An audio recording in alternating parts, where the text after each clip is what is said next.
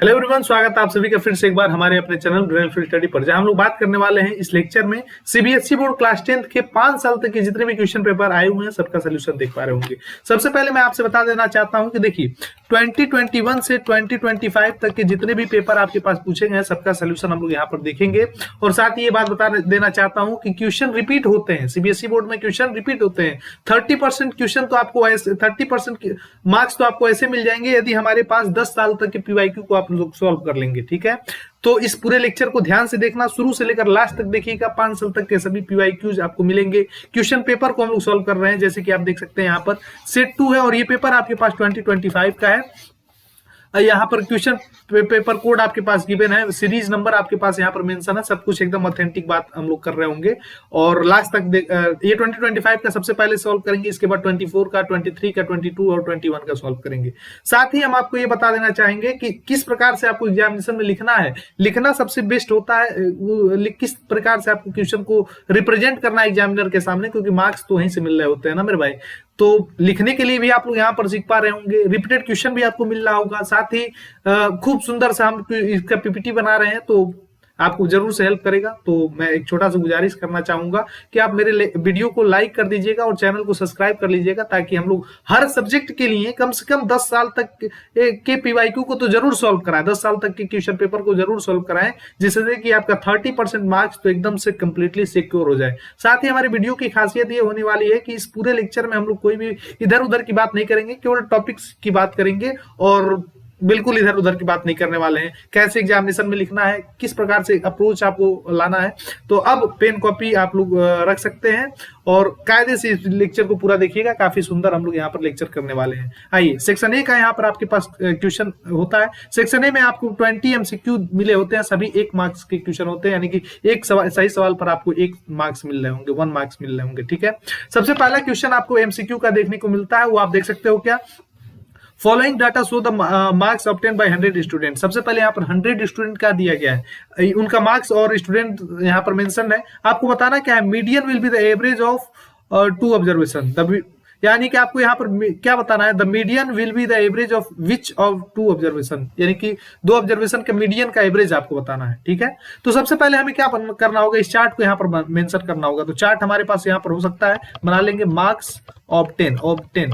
ठीक है, और यहाँ पर हम लोग लिखेंगे क्या, नंबर ऑफ स्टूडेंट्स। तो यहाँ पर हम देखेंगे क्या, मार्क्स ऑब्टेन, किसने कितना नंबर पाया है। तो भाई यहाँ पर आप लिख सकते हो क्या कि इसको असेंडिंग ऑर्डर में अरेंज करेंगे। तो सबसे पहले हमारे पास यहाँ पर क्या आ रहा होगा, ये हमारे पास 20 सबसे छोटा है, असेंडिंग ऑर्डर में करना है ना। तो 20 के बाद हमारे पास देख सकते हैं क्या, 25, 20 के बाद 25। ठीक है, 25 के बाद हमारे पास यहाँ पर 28 के बाद हमारे पास यहाँ पर आ सकता है 29 के बाद हमारे पास यहाँ पर आ सकता है सर 33 के बाद हमारे पास आ सकता है सर यहाँ पर 38, ये 38 और 38 के बाद हमारे पास हो सकता है 42 एंड 43, यहाँ पर 42 और यहाँ पर आप लिख सकते हैं 43। ठीक है, 1 2 3 4 5 6 7 8, 1 2 3 4 5 6 7 8। ठीक है, अब सबका मार्क्स आप लोग यहाँ पर बता दोगे कि 20 कितने बच्चे पाए होंगे, तो 6 स्टूडेंट 20 मार्क्स पाए हैं। 25 कितने स्टूडेंट पाए हैं, तो 25 मार्क्स आपके पास 20 स्टूडेंट पाए हैं। नंबर ऑफ 10, यानी कि 28 मार्क्स कितने बच्चे पाए हैं, तो 28 मार्क्स आपके पास 24 बच्चे पाए हैं। 29 मार्क्स आपके पास 28 स्टूडेंट ने पाया हुआ है। 33 मार्क्स आपके लिए 15 स्टूडेंट ने पाया हुआ है। 38 मार्क्स आपके लिए 4 स्टूडेंट ने पाया हुआ है। 42 मार्क्स आपके पास 2 स्टूडेंट ने पाया हुआ है। 43 मार्क्स आपके पास यहाँ पर वो 1 स्टूडेंट ने पाया है। ठीक है, ये सबका हम लोग बना लिए हैं। एमसीक्यू करते हो तो डायरेक्ट आप अप्रोच से बात कर रहे होते हैं, अप्रोच यहाँ पर तो सिस्टमेटिक लिखना होता नहीं है, लिखकर क्यों समय व्यतीत करेंगे, इसलिए हम लोग यहाँ पर कर दिए। नंबर ऑफ स्टूडेंट आपके पास 100 है, जो कि आपके पास इवन है। तो कौन सा ऑब्जर्वेशन आप लोग को लेकर चलना होता है, n/2 ऑब्जर्वेशन, यानी कि हमारे पास 15th ऑब्जर्वेशन होगा, और हमारे पास n/2 प्लस 1th ऑब्जर्वेशन, यानी कि 100/2 50 हो जाएगा, प्लस 1 यानी कि 51th ऑब्जर्वेशन आपको यहाँ पर देखना होगा। ठीक है, तो 15th ऑब्जर्वेशन आप यहाँ पर ध्यान दीजिएगा। 20 मार्क्स पाने वाले 6 स्टूडेंट हैं, 25 मार्क्स पाने वाले 20 स्टूडेंट है, यानी कि 26 स्टूडेंट की बात हो चुकी है। फिर 28 मार्क्स 24 बच्चों ने पाया है, तो 24 20 आपके पास 44 और 650, 50 बच्चों की बात यहाँ पर कर ली गई है। तो 50वां जो बच्चा होगा वो 21 मार्क्स पाया होगा। 51th ऑब्जर्वेशन यानी कि 51th स्टूडेंट जो होगा वो 29th नंबर पा रहा होगा। इसलिए हमारे पास ऑप्शन क्या हो जाएंगे, 28 + 29/2, या एवरेज निकालने के लिए बात की गई थी, इसलिए हमारे पास ऑप्शन नंबर सी यहाँ पर एग्जैक्टली राइट हो रहा होगा। नेक्स्ट क्वेश्चन के ऊपर हम लोग मूव करते हैं। नेक्स्ट क्वेश्चन हमारे पास प्रोबेबिलिटी से पूछा गया। इस क्वेश्चन में आपसे कहा गया the probability of getting composite number greater than 3 on throwing a die. आप सबसे पहले सैंपल स्पेस लिख सकते हैं कि डाई को जब थ्रो करते हैं तो 1 आ सकता है, 2, 3, 4 और 5, 6, 7 नहीं आता ना, 6 तक बस, ठीक है। ये हमारे पास सैंपल स्पेस हो गया। आपसे कहा है ग्रेटर देन 3 यानी कि 4, 5, 6, लेकिन वो कंपोजिट नंबर होना चाहिए, यानी कि कंपोजिट नंबर, यानी कि आपके पास पॉसिबल इवेंट क्या निकल कर आ रहा है कंपोजिट नंबर होने का, तो कंपोजिट नंबर 4 और 6 बस है। कंपोजिट नंबर क्या होता है, जो प्राइम नहीं है भाई, प्राइम हमारे पास 5 तो प्राइम है, इसलिए 5 तो होगा नहीं, 4, 5, 6 में से 4 और 6 हमारे पास कंपोजिट नंबर होंगे, इसलिए हम इसका प्रोबेबिलिटी क्या लिख पा रहे होंगे सर, तो total favourable number of favourable outcome यानी कि हमारे पास 2 है, और total number of favourable outcome हमारे पास यहाँ पर 6 है, इसलिए 1/3 हमारे पास ऑप्शन होगा। ऑप्शन नंबर बी हमारे पास एग्जैक्टली राइट आंसर हो रहा होगा। क्वेश्चन नंबर 3 के ऊपर हम लोग मूव करते हैं। क्वेश्चन नंबर 3 आपके लिए 1 मार्क्स के लिए क्वेश्चन है। आप देख सकते हैं कि पूछा ये हमारे पास पॉजिटिव रेशनल नंबर है, निगेटिव रेशनल नंबर है, या फिर आपके पास क्या है, इसको आपको सॉल्व करना होगा। तो सबसे पहले आप देख सकते हो क्या हम लोग इसको सॉल्व करेंगे। हमारे पास क्या गिवन है, √3 + 2 का होल स्क्वायर प्लस √3 - 2 का होल स्क्वायर, ठीक है। आप लोग स्क्वायर को ब्रेक कर रहे हो भाई, इसका फार्मूला क्या होता है, a + b का होल स्क्वायर, हम लोग डायरेक्टली a स्क्वायर यानी कि √3 का स्क्वायर √3 हो जाएगा, प्लस b का स्क्वायर हमारे पास 4 हो जाएगा, प्लस 2 √3, ठीक है। 2 √3 नहीं, 2 × 2 √3 यानी कि 4 √3 हो जाएगा, प्लस इसको हम लोग ब्रैकेट को ओपन कर रहे हैं तो हमारे पास क्या आ जाएगा, 3 का स्क्वायर 3 हो जाएगा, और प्लस 4 - 4 √3। आप देख सकते हो क्या ये टर्म और ये टर्म आपके पास सिंपली कैंसिल आउट हो जाएंगे। 4 + 3 यानी कि 7, प्लस यहाँ पर 4 + 3 हमारे पास हो जाएगा 7, यानी कि आंसर निकल कर आएगा सर ओनली 14, ठीक है। 14 हमारे पास क्या है सर, तो 14 हमारे पास रेशनल नंबर है, पॉजिटिव नंबर है, और हमारे पास पॉजिटिव नंबर है। तो ऑप्शन नंबर ए हमसे कह रहा है कि पॉजिटिव रेशनल नंबर, इसलिए ऑप्शन नंबर ए हमारे पास एग्जैक्टली राइट आंसर होगा। क्वेश्चन नंबर 4 के ऊपर मूव करते हैं, और काफी इंपॉर्टेंट क्वेश्चन है, इसको आप लोग एक बार जरूर से देख लेना, क्योंकि अगर इस टाइप से क्वेश्चन पूछता है तो काफी इजीली आप लोग सॉल्व कर सकते हो। सबसे पहले ए की वैल्यू गिवन है, बी की वैल्यू गिवन है, where p Q are prime number, यानी कि पी क्यू आर आपके पास प्राइम है। The LCM of a b हमारे पास गिवन है, द वैल्यू ऑफ एन और एम आपसे पूछ रहा है, 3n - 2m आपसे पूछ रहा है। काफी सिंपल तरीका, हम लोग ए को क्या लिखते हैं, ए हमारे पास जो गिवन है p² Q to the power Q और R to the power N हमारे पास ये है। सर बी हमारे पास क्या है कि बी हमारे पास है पी क्यू, ये हमारे पास पी क्यू है, p to the power Q और Q to the power M और R to the power N है। और सर हमारे पास यहाँ पर सी नहीं गिवन है, LCM of a B c given है, ठीक है। यहाँ पर हमारे पास क्या गिवन है, LCM of a comma b, LCM of a comma b हमारे पास गिवन है सर पी क्यू और Q टू द पावर 4 और R to the power Q यहाँ पर हमारे पास मेंशन है। सबसे पहले आपको M और N की वैल्यू फाइंड करना होगा। आप देखोगे p² है, p क्यूब है, और यहाँ पर p क्यू, इससे हमें कोई मतलब नहीं है, यहाँ पर हमें नहीं मिला हुआ है। हमें क्या करना है, आप यहाँ पर देखिए, हमें Q टू द पावर 3 है, यहाँ पर Q to the power M है, तो यहाँ पर M को आपको नोट करना है, यानी कि यहाँ से आपके M की वैल्यू मिल रही होगी, Q to the power M है, और यहाँ पर Q टू द पावर 4 है, ठीक है।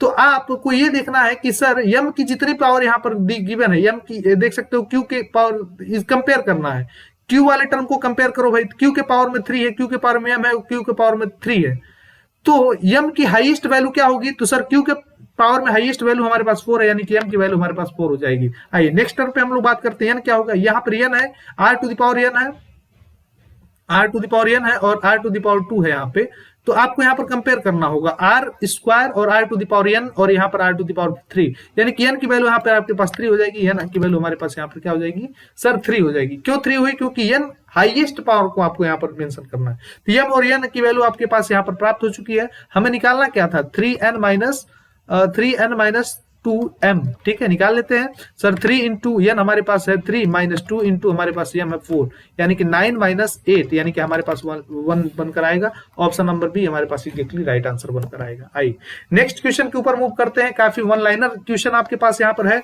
लिखा है क्या, for any number p if p divides a square where a is any real number then p also divides a, ठीक है। ये हमारे पास वन लाइनर क्वेश्चन था, इसको हमने यहाँ पर डन किया। 6 क्वेश्चन हमारे पास यहाँ पर मेंशन है, कह रहा है कि the point A divide the line segment A be in the ratio 3:1, यानी कि ये पी पॉइंट 3:1 के रेशियो में डिवाइड कर देता है लाइन को। ठीक है, हमने डिवाइड कर दिया।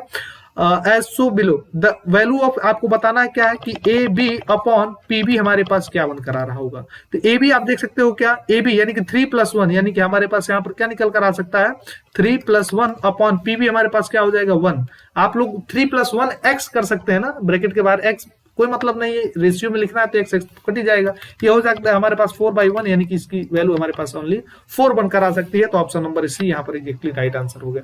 देख सकते हैं आप कितना तेजी से हम लोग सवाल कर रहे हैं। ऐसे ही क्वेश्चन आपको डन करना होगा, बिल्कुल कोई भी बदमाशी नहीं करना है। चैनल को प्लीज से प्लीज आप लोग लाइक कर दीजिए, कमेंट कर दीजिए। अभी तक लाइक नहीं किया तो जरूर से कर दीजिए मेरे भाई। और भी हम आपके लिए काम करना चाहते हैं, और बहुत सारा काम करना, हर सब्जेक्ट में हम आपके लिए काम करना चाहते हैं। तो प्लीज चैनल को लाइक कर दीजिए, सब्सक्राइब कर लीजिए, वीडियो को लाइक कर दीजिए। आइए क्वेश्चन नंबर 7 के ऊपर मूव करते हैं। क्वेश्चन नंबर 7 हमसे कहता है कि if x² + bx + b = 0 has 2 real and distinct root.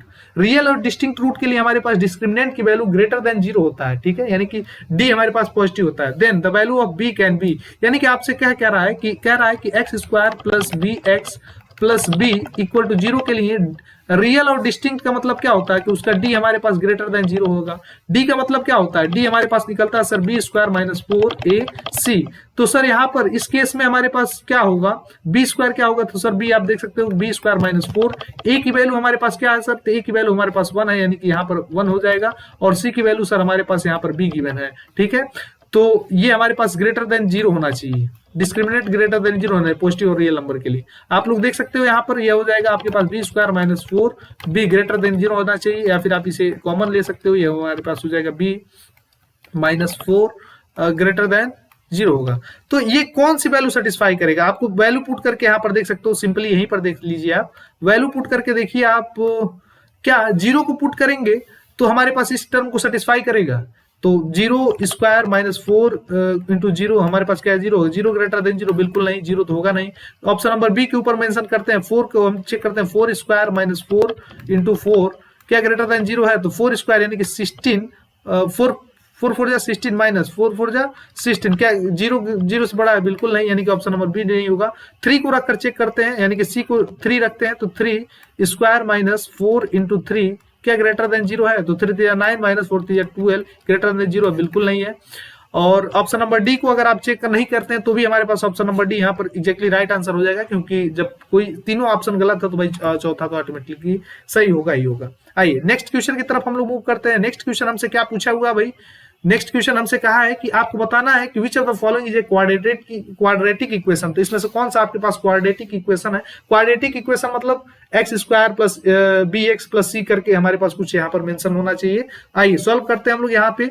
तो ऑप्शन नंबर ए को हम सॉल्व करके चेक करना होगा, यानी कि 1 हम लोग डील कर रहे हैं, x³ = इसको हम लोग ओपन कर रहे हैं, तो हमारे पास यहाँ पर क्या निकल कर आएगा सर, x³ माइनस है ना यहाँ पर, तो इसको तोड़िए।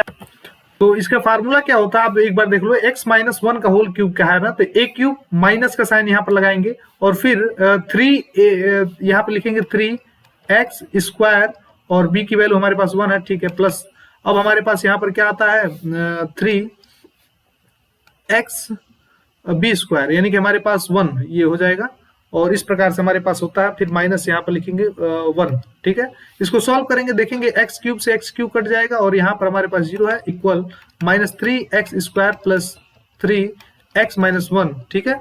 और हमने यहाँ पर कुछ छोड़ा हुआ है, देखो ये हमने ब्रैकेट को तोड़ा, लेकिन उसके बाद भी तो 3x² था, तो ये हमने लिख दिया, ये और ये टर्म आपस में कैंसिल आउट हो जाएंगे, यानी कि हमारे पास बचा क्या, अब हमारे पास बचा x² वाला टर्म ही कैंसिल आउट हो गया, इसलिए हमारे पास यहाँ पर क्वाड्रेटिक तो नहीं ही होगा।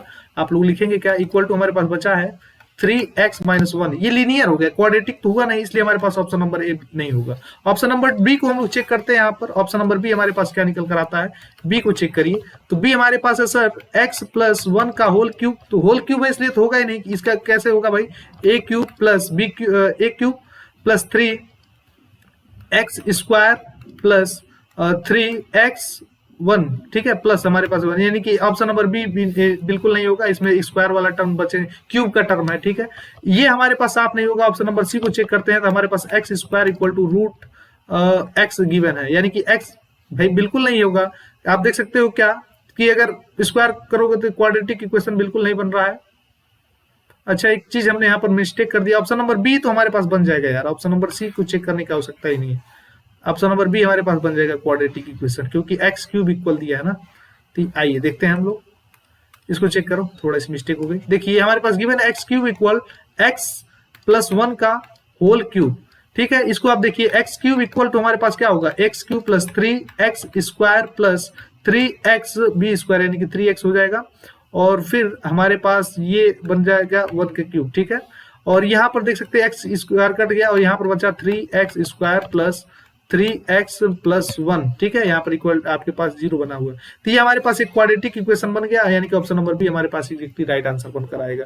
नेक्स्ट क्वेश्चन की तरफ हम लोग मूव करते हैं। काफी आसान सा, अब तक आपको कोई भी समस्या नहीं हुआ होगा, तो ऐसे ही क्वेश्चन को प्रैक्टिस करते रहना ना। आइए डील करते हैं। हमारे पास यहाँ पर कह रहा है, हमारे पास यहाँ पर कह रहा है कि a piggy bank contain 1 rupees coin and 2 rupees coin, ठीक है। पिगी बैंक में 1 रुपीज कॉइन और 2 रुपीज कॉइन होगा इन द रेशियो ऑफ 9:11। 9:11 के रेशियो में वहां पर कॉइन गिवन है। The piggy bank accidentally dropped and coin put out of it, the probability of that it is 2 coin, यानी कि 2 रुपए की कॉइन होने की प्रोबेबिलिटी आपको यहाँ पर बताना है। इस चीज को आपको यहाँ पर डिस्कस करना है। तो सबसे पहले मैं आपसे बता देना चाहता हूं, आपसे पास गिवन क्या है, तो 9:11 के रेशियो में हमारे पास यहाँ पर 1 रुपीज का कॉइन है, ये आपके पास 1 रुपी का कॉइन है, और 11 हमारे पास यहाँ पर ₹2 का कॉइन है, ठीक है। तो हमारे पास पिगी बैंक में कितने होंगे, 9x प्लस 11x, यानी कि हमारे पास कितने रुपए होंगे यहाँ पर 20x, 20 मान लेते हैं हमारे पास उसमें कॉइन है, ठीक है। तो हमारे पास क्या कह रहा है कि प्रोबेबिलिटी ऑफ ₹2, यानी कि 2 रुपए होने की प्रोबेबिलिटी क्या होगी, 2 रुपए होने की प्रोबेबिलिटी हमारे पास क्या होगी। तो भाई 2 रुपए की पूरी कॉइन हमारे पास 11 थी, यानी कि 11x अपॉन डब्बे में हमारे पास कितने पैसे थे, तो डब्बे में हमारे पास 20x थे, यानी कि 11 बाई हमारे पास क्या आ गया 20। 11 बाई 20 को सॉल्व करिए आप लोग और आंसर, तो 11 बाई 20 हमारे पास हो जाएगा सर 0.55 इसका हमारे पास यहाँ पर आंसर बनकर आता है। आइए नेक्स्ट क्वेश्चन की तरफ मूव करते हैं। नेक्स्ट क्वेश्चन को आपको यहाँ पर बताना होगा।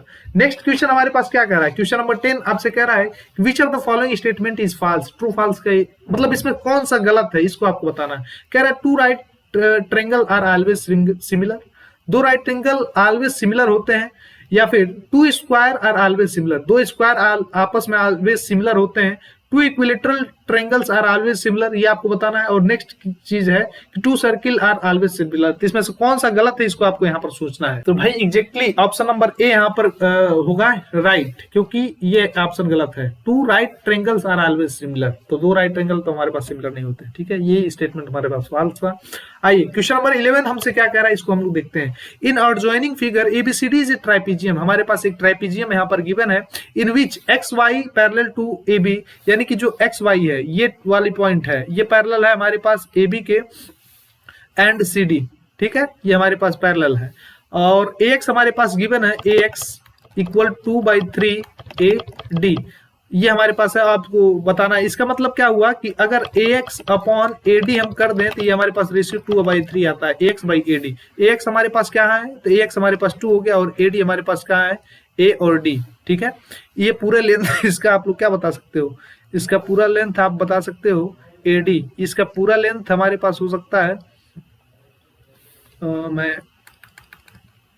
ये हमारे पास 2, ax को हम लोग यहाँ पर कर दे 2, और AD को हम लोग पूरा मतलब यहाँ से और यहाँ तक को हम लोग क्या कह दें, ये 3 कह दें, 3x या फिर 2x, यही आप कर सकते हो। तो कितना सिंपल है, आपको भले ही कुछ लग रहा होगा लेकिन देखो कितना सिंपल है। आपके पास ax आपके पास दे दिया 2 और AD हमारे पास दे दिया 3, तो सर XD हमारे पास क्या होगा, XD हमारे पास 1 होगा। आप क्लियरली फिगर से देख सकते हो कि ax हमारे पास 2 है और AD हमारे पास 3 है, ठीक है। तो XD हमारे पास ऑब्वियसली 1 हो रहा होगा। और आपसे पूछा क्या है, CY और YB, यानी कि CY ये हमारे पास ऑब्वियसली यहाँ भी 1 होगा, और यहाँ पर हमारे पास YB हमारे पास ये टर्म क्या हो जाएगा 2 होगा, ठीक है, ये और ये, ठीक है, यहाँ पर और यहाँ पर। सिर्फ फिगर में, आपको कोई थियरम नहीं, BPT वगैरह कुछ मत देखो, आप देखो CY अपॉन YB हमारे पास क्या हो जाएगा सर, CY हमारे पास क्या है 1/2 2, यानी कि ये हमारे पास निकल कर आएगा 1:2 रेशियो, 1:2, यानी कि ऑप्शन नंबर डी हमारे पास एग्जैक्टली यहाँ पर राइट आंसर बनकर आएगा। ठीक है, तो कितना सिंपल था, कुछ भी आपको ध्यान नहीं देना है फिर भी आप लोग कर सकते हो। आइए बात करते हैं क्वेश्चन नंबर 12। क्वेश्चन नंबर 12 हमारे पास यहाँ पर मेंशन है, इसको हम सॉल्व करने का प्रयास करते हैं। एकदम सिंपल ये भी सवाल है, आपसे कह रहा है क्या, the value of 2 tan 60 is same as the value of, इसमें से किसकी वैल्यू के बराबर होगा। ठीक है, इसको आपको यहाँ पर सॉल्व करना है। देखो 2 tan 60 की वैल्यू हमारे पास क्या हो जाएगी, 2 √3। ठीक है, tan 60 की वैल्यू हमारे पास √3 होती है, अपॉन 1 यहाँ पर है माइनस tan स्क्वायर 60, यानी कि हमारे पास tan 60 की वैल्यू √3 और स्क्वायर यानी कि, ठीक है, इतनी बातें आप लोग समझ रहे होंगे। ये हमारे पास क्या होगा, 2 √3 अपॉन हमारे पास आया 1 माइनस √3 का स्क्वायर 3 हो जाएगा, यानी कि हमारे पास क्या निकल कर आया 2 √3 अपॉन यहाँ पर हमारे पास 2 आ गया, ये 2 से 2 कैंसिल आउट हो जाएगा, ये √3 हो जाएगा। अब आपको बताना है कि √3 किसकी वैल्यू होती है। तो सर अगर हम बात करते हैं माइनस √3, ये हमारे पास माइनस tan 60 होता है। ये हमने मतलब एकदम जेन्युइन सा सवाल है भाई, ऑप्शन नंबर बी आपके पास एग्जैक्टली राइट आंसर होगा, माइनस tan 60। ठीक है, माइनस tan 60, कितना सिंपल सवाल, अब तक आपने 12 सवाल को कर लिया है। आइए नेक्स्ट क्वेश्चन के ऊपर हम मूव करते हैं। नेक्स्ट क्वेश्चन नंबर 30 हमसे क्या कह रहा है, कह रहा है कि which of the following statement is false, यानी कि इसमें से कौन सा कथन आपके पास गलत है, इसको आपको यहाँ पर बताना है। कह रहा है infinite number of tangent can be draw to a circle, तो आपको किसी सर्किल पे इनफाइनाइट नंबर ऑफ टेंजेंट आप बना सकते हैं। ठीक है, यहाँ पर ले लेते हैं, अगर ये सर्किल हो गया, can be drawn to a circle, infinite number of tangent आप बना सकते हैं। ठीक है, ऑप्शन नंबर ए तो सही है।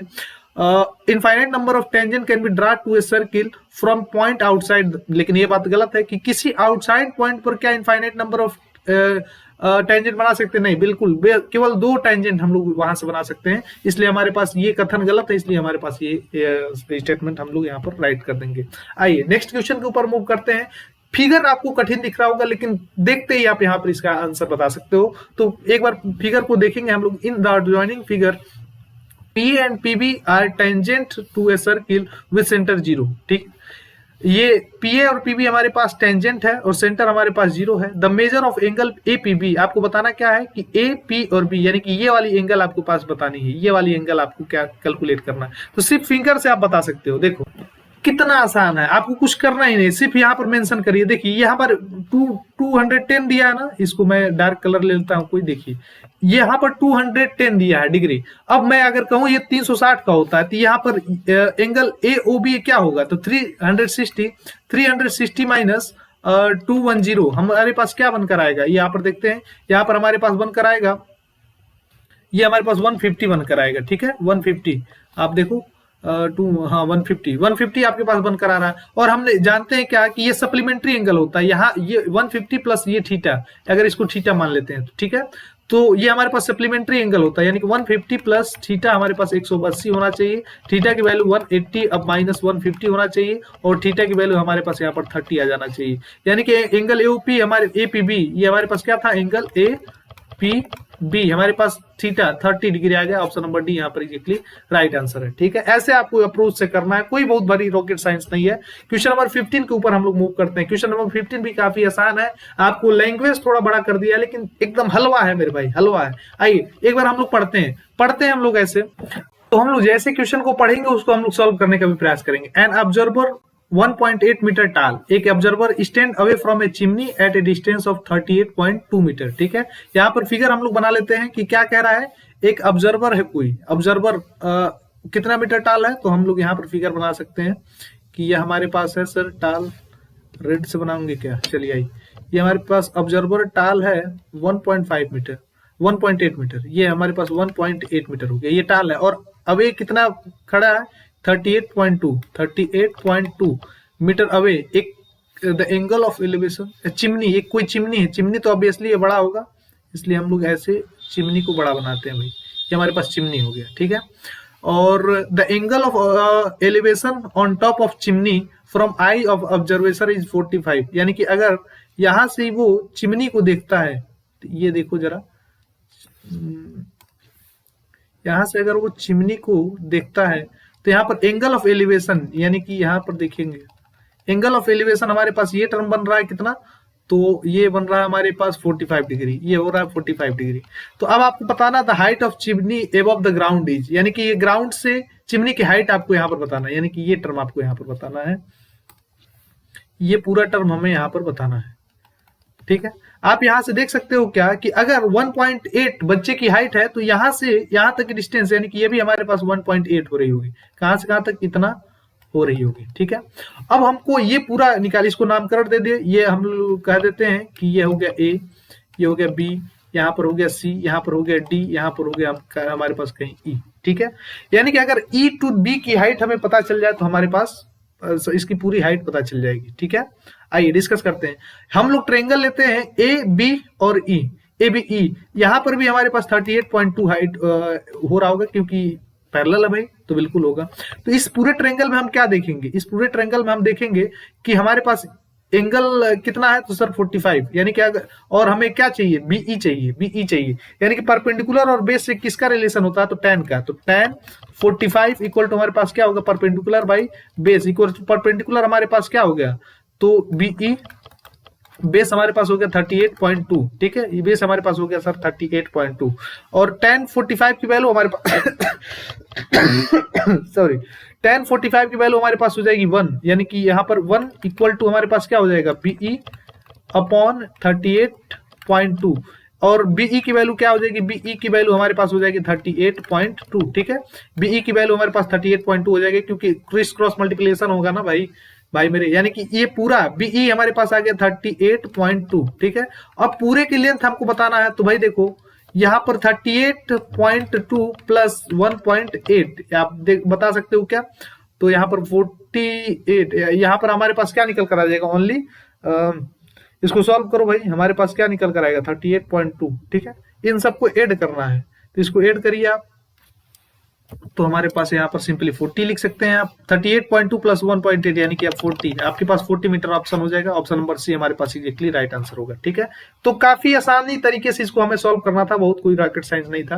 क्वेश्चन नंबर 16 के ऊपर बात करते हैं, 16 भी काफी आसान है, जैसे हम लोग पढ़ेंगे हमारे पास आंसर बनकर चला आएगा। ठीक है, आइए डन करते हैं। यहाँ पर कह रहा है कि इन एडजॉइनिंग फिगर, यानी कि भाई मेरे कलर को डार्क कर लेते हैं क्योंकि यहाँ पर व्हाइट पे दिखेगा, in adjoining figure the sum of radii of two concentric circle is 16 centimetre. हमारे पास दो सेंटर सर्किल दिया, मान लेते हैं कि हमारे पास यहां से यहां तक इस सर्किल की डिस्टेंस हमारे पास कितना है, इसकी मान लेते हैं हम लोग स्मॉल आर, ये सेंटर हो गया, फिर ए टू बी मिलाते हैं। ठीक है, ये हमारे पास हो गया बड़े वाले सर्किल का सेंटर, यानी कि ये टर्म हो गया कैपिटल आर। ठीक है, हमारे पास गिवन क्या है, ठीक है, अब आपको कुछ क्लियर हो रहा होगा, हमसे पूछा गया, कहा है कि सम ऑफ टू रेडियाई, यानी कि R small R plus capital R हमारे पास गिवन है 16 सेंटीमीटर। ठीक है, ये रिलेशन गिवन है, the length of chord A B which touches the inner point at P is 16 centimetre, 16 centimetre, the difference of radii of given circle is. हमसे क्या कह रहा है, एक बार हम लोग यहाँ पर समझने का प्रयास करेंगे। हमसे कह रहा है the length of chord A B, length of chord A B, A और बी की हम कह रहा है the length of chord A B which touches the inner circle at P is 16 centimetre. ठीक है, यानी कि यहां से यहां तक की लेंथ हमारे पास 16 सेंटीमीटर है, तो पीबी की लेंथ हमारे पास हो जाएगी 8 सेंटीमीटर। ठीक है, तो पीबी की लेंथ हमारे पास हो जाएगी 8 सेंटीमीटर, हमें स्मॉल आर बस प्राप्त करना होगा ना, तो आप यहां से क्या मेंशन कर सकते हो, पाइथागोरस थ्योरम लगा दो भाई, ये तो हमारे पास हमेशा 90 डिग्री होगा, तो पाइथागोरस थ्योरम लगा दीजिए। पाइथागोरस थ्योरम हमसे कहता क्या है, पाइथागोरस थ्योरम हमसे कहता है कि sir R square plus 8 square equal to हमारे पास हो जाएगा कैपिटल आर का होल स्क्वायर। ठीक है, अरे भाई ये देखो perpendicular plus base, perpendicular square plus base square equal to हमारे पास हाइपोटेनस स्क्वायर, हमने कुछ किया नहीं, बस इसका फार्मूला का हम लोग यहाँ पर यूज करने वाले। आइए देखते हैं, आर स्क्वायर प्लस 8 जा 64 equal to capital R square. ठीक है, कैपिटल आर स्क्वायर, एक सेकेंड, इसको कुछ और तरीके से हम लोग कर सकते हैं क्या, फाइंड द डिफरेंस हमसे पूछ रहा है ना, हाँ ठीक है। यहां पर देखिए R square minus capital R square equal to, हम लोग इसको ऐसे लिख लो, इसको ऐसे लिख लीजिए 64 equal to R square minus R square. ठीक है, इस प्रकार से हम लोग कर सकते हैं। देखिए ये 64 हो गया, ए स्क्वायर माइनस बी स्क्वायर का फार्मूला लगाइए, तो ये हो जाएगा आर प्लस स्मॉल आर, और फिर यहां पर आ जाएगा आर माइनस स्मॉल आर, ठीक है। आर प्लस कैपिटल आर की वैल्यू हमारे पास 16 गिवन, यानी कि यहाँ पर 64 plus 16, 64 equal R plus R हमारे पास 16 गिवन है 16, और यहाँ पर आर माइनस स्मॉल आर, ठीक है। आप कट आउट कर सकते हैं 64 या 64, यानी कि हमारे पास 4 equal R minus small R आया, और यही हमको यहाँ पर बताना था डिफरेंस, ठीक है। डिफरेंस ही हमको यहाँ पर क्या करना था, बताना था। तो आर माइनस आर, यानी कि इस बड़े वाले सर्किल का रेडियस माइनस छोटे वाले सर्किल का रेडियस हमारे पास 4 निकल कर आया। ऑप्शन नंबर बी हमारे पास राइट आंसर होगा। कितना आसान तरीके से आप लोग यहाँ पर चीजों को डन कर रहे हैं, कितनी आसान तरीके से चीजों को डन कर रहे हैं। क्वेश्चन नंबर 17 के ऊपर हम लोग यहाँ पर मूव करते हैं। क्वेश्चन पढ़ते हैं तभी हमारे पास वन लाइनर क्वेश्चन का आंसर मिल जाता है। तो आइए डिस्कस करते हैं, क्वेश्चन को पढ़ते हैं। क्वेश्चन को हम लोग सबसे पहले क्या करते हैं, पढ़ते हैं। आइए देखिए पढ़ते हैं। कह रहा है क्या, एक कोन ऑफ हाइट 12 सेंटीमीटर। तो एक कोन बना लीजिए भाई 12 सेंटीमीटर हाइट का। ये हमारे पास कोन निकल कर चला आया, ये हमारे पास हो गया सर कोन, ठीक है। सर ये कौन सी कोन है, हाँ कोन है। इसकी हाइट हमारे पास इसकी हाइट हमारे पास क्या गिवन है, इसकी हाइट हमारे पास 12 सेंटीमीटर है, यानी कि यहां से यहां तक की हाइट हमारे पास 12 सेंटीमीटर, ठीक है। और इसकी स्लैंट हाइट, यानी कि स्लैंट हाइट हमारे पास 30 सेंटीमीटर है। और क्या कह रहा है, is surmounted on a hemisphere having radius equal to that cone, यानी कि एक इसको किसी हेमिस्फीयर पे रखा गया और जिसका रेडियस हमारे पास कोन के रेडियस के बराबर है, ठीक है। Equal cone the entire height of solid is, और इसका एंटायर का हाइट आपको बताना है, यानी कि कोन से लेकर यहाँ पर हेमिस्फीयर पर रखे हुए सबका हाइट आपको कैलकुलेट करके बताना है। और यहाँ पर एक बात और मेंशन किया गया है, यहाँ पर हमसे कहा गया है कि देखिए यहाँ से ये बात कही गई है कि सरमाउंटेड ऑन हेमिस्फीयर हैविंग, यानी कि हेमिस्फीयर की जो रेडियस है वो कोन की रेडियस है इसके बराबर है, ठीक है। ये बात हमारे पास मेंशन किया गया। तो आइए हम लोग निकालते हैं, यानी कि हमें यह स्मॉल आर निकालना होगा। तो आर हम लोग कैसे निकालेंगे, ऐसे देखिए ये राइट एंगल ट्रायंगल हमारे पास बन रहा है, राइट एंगल ट्रायंगल बन रहा है। तो हम लोग ऐसे करेंगे, देखिए ये हो जाएगा 30 स्क्वायर इक्वल हमारे पास क्या आ रहा होगा 12 का स्क्वायर प्लस स्मॉल आर का स्क्वायर। अब इसको सॉल्व करते हैं, 13 square minus 12 square equal to small R का स्क्वायर। आप लोग इसको मेंशन कर सकते हो 169 माइनस 12 का स्क्वायर हमारे पास 144 हो जाएगा इक्वल आर स्क्वायर। यहाँ पर हमारे पास क्या वैल्यू निकल कर आएगी 25 इक्वल टू आर स्क्वायर, यानी कि 5 इक्वल हमारे पास आर निकल कर आएगा, आर की वैल्यू 5। अब देखिए ये अगर हमें पूरे सॉलिड का हमें रेडियस बताना है, तो सॉलिड का रेडियस आप देख सकते हो क्या, हेमिस्फीयर का रेडियस यहाँ से यहाँ तक हमारे पास क्या निकल कर आया 5।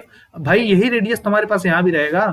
तो अब देखो 30 सेंटीमीटर हमारे पास, सॉरी 12 सेंटीमीटर हमारे पास ये था कोन का हाइट था, और प्लस 5 सेंटीमीटर हमारे पास हेमिस्फीयर का हाइट आ गया। इसलिए हमारे पास आंसर क्या आएगा 12 प्लस 5 हमारे पास निकल कर आएगा सेंटीमीटर, यानी कि ऑप्शन नंबर ए हमारे पास राइट आंसर होगा। चलिए ठीक है, आगे प्रोसीड करते हैं। चलिए इस क्वेश्चन को हम लोग एक बार पढ़ते हैं।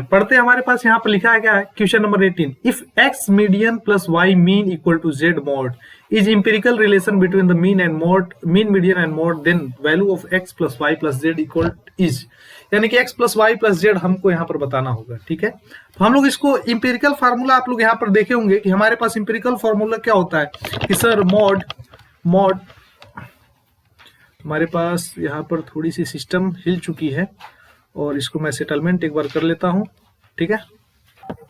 चलिए सिस्टम को सही करने गए थे फिर भी और सिस्टम थोड़ा सा हमारा खराब ही हो गया आई थिंक। चलिए हम लोग बात करते हैं यहाँ पर हमारे पास इंपेरिकल फार्मूला क्या होता है। इंपेरिकल फार्मूला हमारे पास होता है मॉड इक्वल क्या आता है सर हमारे पास, तो मॉड इक्वल हमारे पास होता है 3 मीडियन माइनस 2 मीन। ये हमारे पास इंपेरिकल फार्मूला। अब यहाँ पर हमारे पास गिवन क्या है, हमारे पास गिवन है sir 3x median minus plus हमारे पास है y मीन, और ये हमारे पास इक्वल है z मॉड, ठीक है, इक्वल, ठीक है। अब आप सिंपली यहाँ पर कंपेयर कर लो, कंपेयर हमें कुछ नहीं करना, हमें करना है केवल कंपेयर करने पे हमारे पास z की वैल्यू क्या आ जाएगी सर, देखिए मॉड z की वैल्यू हमारे पास यहाँ पर 1 आ जाएगी, z इक्वल टू हमारे पास 1 आ जाएगा। और मीन की वैल्यू हमारे पास देखिए मीडियन, और मीडियन की जगह हमारे x की जगह 3 लिखा हुआ है, यानी कि हमारे पास x इक्वल टू क्या आ जाएगा 3। फिर यहाँ पर देखते हैं हमारे पास y और मीन हमारे पास -2, y इक्वल टू -2, यानी कि y इक्वल हमारे पास -2 निकल कर चला है। तो x y और z हमें यहाँ से प्राप्त हो गया, ठीक है। हमें निकालना क्या है x plus Y plus Z. अब इसको सिंपली आप लोग डन कर सकते हो क्या, सिंपली हम लोग कर सकते हैं क्या, सिंपली हम लोग यहाँ से कर सकते हैं sir x plus Y plus Z equal to हमारे पास हो जाएगा x हमारे पास हो गया 3 प्लस वाई यानी कि -2 प्लस जेड हमारे पास 1 हो गया। यहाँ से हम लोग क्या कर सकते हैं, ये हो जाएगा 4 - 2 यानी कि हमारे पास यहाँ से वैल्यू आ जाएगा 2, यानी कि ऑप्शन नंबर सी हमारे पास एग्जैक्टली राइट आंसर होगा। ठीक है, तो इस प्रकार से आपने क्वेश्चन नंबर 18 को करना था। अब क्वेश्चन नंबर 19 और क्वेश्चन नंबर 20 आपके पास एक्सप्रेशन और रीजन वाला क्वेश्चन है, तो इसको आप लोग को ध्यान से कंपल्सरी आप लोग ध्यान से इसको हम लोग पढ़ेंगे और फिर इसको करने का प्रयास करेंगे। सबसे पहले देखते हैं हमारे पास डायरेक्शन क्या गिवन होता है। तो डायरेक्शन गिवन होता है in question number 19 and 20 statement of assertion A, एक एसरेशन होगा is followed by statement of R, statement of reason R. ठीक है, एक रीजन होगा हमारे पास। Choose the correct option from the following, और हमको यहां से टिक लगाना होगा। ठीक है, आइए ऑप्शन ए होता है both assertion and reason are true and reason R is correct explanation of assertion A. Option B हमारे पास होता है both assertion and reason are true but reason is not the correct explanation of A. Option C हमारे पास होता है assertion is true but reason is false. Option D होता है assertion is false but reason is true. हम इसे solve करते हैं, हम इसको पढ़ते हैं। हमारे पास क्वेश्चन नंबर 19 कह रहा है कि एसरेशन हमारे पास एक एसरेशन गिवन है फॉर एन एपी 369 एंड 198, ये हमारे पास एपी है। 10th term from the last is 171। Check करना है क्या 10th टर्म इसका 171 है कि नहीं। रीजन हमारे पास गिवन है क्या, if A and L are the first term and last term of an AP the common difference D, then N term of an A B from the end of AP is. ठीक है, आपको इसका एसरेशन and reason बताना है। ठीक है, तो इसे हम सॉल्व करते हैं। ठीक है, तो हमें फ्रॉम क्या बताना है, लास्ट से, यानी कि हम लोग एपी को कुछ इस प्रकार से पलट कर लिख सकते हैं। इसको हम लोग क्या लिख सकते हैं सर, 198 और ए हमारे पास हो गया फिर यहाँ पर 9 6 और फिर 3। ठीक है, इस प्रकार से हमने एपी लिखा। अब एपी का 10th टर्म यानी कि A10 हमको यहाँ पर फाइंड करना है। A10 इक्वल टू हमारे पास होगा क्या, a प्लस n-1 d। ठीक है, तो A10 n हमारे पास 10 हो गया यानी कि a हमारे पास 198 आ गया है, प्लस n-1 यानी कि 10-1 यानी पर 9 और d हमारे पास यहाँ पर क्या निकल कर आया है, d हमारे पास 3 हो जाएगा। हम इसको सॉल्व करेंगे तो हमारे पास क्या आएगा, तो 198 प्लस 9 3 27, ये हमारे पास 171 निकल कर आए। A10 हमारे पास 17। एसरेशन ही जब हमारे पास गलत हो जाएगा तो यहाँ पर ऑप्शन नंबर डी को हम लोग यहाँ पर टिक कर देंगे, assertion is false but reason is true. ठीक है, तो ऑप्शन नंबर डी हमारे इस केस में 19 का ऑप्शन नंबर डी हमारे पास सही होता है। आइए नेक्स्ट क्वेश्चन के ऊपर मूव करते हैं। नेक्स्ट क्वेश्चन हमसे क्या रहा है, for an acute angle theta sec theta equal to 3 and tan theta equal to 2√2।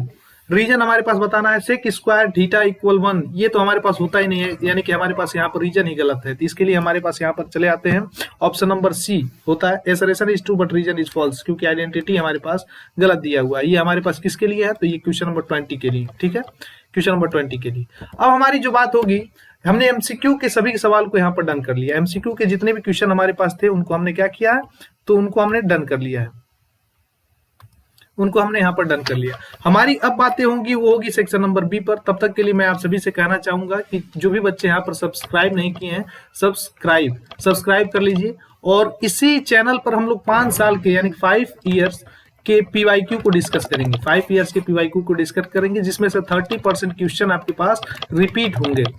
ठीक है, तो इसके लिए आपको चाहिए क्या, सब्सक्राइब कर ले भाई हमारे चैनल को, और वीडियोस को लाइक कर दे, वीडियो को लाइक कर दे, लाइक। और भी वीडियो चाहते हैं यानी कि साइंस पर, सोशल साइंस पर 10 साल के क्वेश्चन को प्रैक्टिस कराएं सर, तो प्लीज कमेंट में आप लोग 10 इयर्स पीवाईक्यू जरूर से लिख दें। ठीक है, इससे हमें मोटिवेशन मिलेगा कि हाँ मेरे बच्चे देख रहे हैं, वो चाह रहे हैं कि हम वीडियो बनाएं, तब हम आपके लिए और भी ज्यादा काम कर पाएंगे। ठीक है, वैसे हाई स्कूल के लिए मेरा पहला लेक्चर है, तो इसको आप लोग खूब प्यार देना, मैं इससे भी अच्छा आपके लिए काम करता रहूंगा। ठीक है, आइए डिस्कस करते हैं। सेक्शन बी में हमारे पास क्वेश्चन होते हैं। सेक्शन बी के सभी क्वेश्चन हमारे पास, सेक्शन बी में 5 very short answer type question होते हैं, 2-2 मार्क्स के, यानी कि अब तक आप 1-1 मार्क्स सिक्योर कर रहे थे और आपने यहाँ पर 20 मार्क्स को सिक्योर कर लिया था। 20 मार्क्स को यहाँ पर 20 मार्क्स को आपने यहाँ पर सिक्योर कर लिया था। ठीक है, अब हमारी जो बात होगी वह 2-2 मार्क्स के क्वेश्चन के लिए होगी, यानी कि अब सभी क्वेश्चन आपको यहाँ पर 2-2 मार्क्स के लिए होगा। तो पहला क्वेश्चन हमारे पास यहाँ पर गिवन है, इसको हमें लिखना है, ठीक है। अभी तक तो लिखना नहीं था, अब इसको सिस्टम भी हमें सीखना है कि कैसे लिखेंगे। AD and PS R angle bisector of angle A and angle P of triangle ABC and PQR। If triangle ABC similar होता है ट्रायंगल PQR के, तो प्रूव करना है कि ट्रायंगल ACD हमारे पास सिमिलर होगा ट्रायंगल PRS से, ठीक है। तो सिस्टमेटिक आपको ऐसे ही लिख कर आना है, ये बात आपको यहाँ से सीखना है। चलिए आइए इसको हम लोग सॉल्व करते हैं। तो सबसे पहले अगर आपको कुछ भी नहीं आ रहा होता तो भी हम लोग यहाँ बताते हैं हमारे गिवन क्या है, उसको आप लोग लिख कर जाइए, ठीक है। यानी कि क्वेश्चन को सॉल्व करने के लिए हमें पूरा प्रोसीजर से करना होगा, उस प्रोसीजर को हम लोग यहाँ पर लिखते हैं। हमारे पास गिवन क्या है, इसको हम लोग यहाँ पर लिखते हैं, यहाँ पर लिखते हैं गिवन, ठीक है। गिवन GIVEN, यहाँ लिखेंगे हम लोग गिवन। गिवन हमें क्या है भाई, गिवन हमारे पास क्या कह रहा है, गिवन हमारे पास AD and PS R angle bisector. तो हम लोग यहाँ पे लिखेंगे AD and PS R angle bisector. AD और PS हमारे पास क्या है, एंगल बाइसेक्टर है, ठीक है। Angle bisector of triangle ABC and PQR। If, और हमारे पास गिवन है क्या, एंड ट्रायंगल ABC हमारे पास सिमिलर है ट्रायंगल PQ और R के, ठीक है। प्रूव दैट हमारे पास ट्रायंगल ACD सिमिलर होगा ट्रायंगल PRS से, ये हमें प्रूव करना है, ठीक है। तो मैं इस पूरे टर्म को यहां से रिमूव करना चाहता हूं और ये शायद नहीं होगा। चलो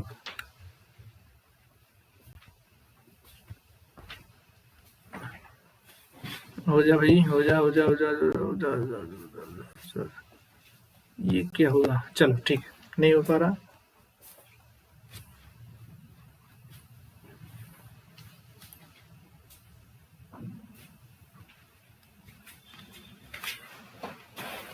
चलिए हम इस टर्म को करते हैं। गिवन हमारे पास ये टर्म था, अब हमें प्रूफ क्या करना है, तो टू प्रूव हमें प्रूव करना है कि ट्रायंगल ACD सिमिलर होगा ट्रायंगल PRS से, ठीक है। ये हमें प्रूव करना है। तो आइए इसको हम लोग और अच्छे तरीके से फिगर को मेंशन कर लेते हैं। हमने यहाँ पर लग रहा है कि थोड़ा सा मोटा कर के राइटिंग कर रहे हैं ना, इसको थोड़ा पतला भी कर लेते हैं, तो ताकि हमारे पास यहाँ पर स्पेस बचे।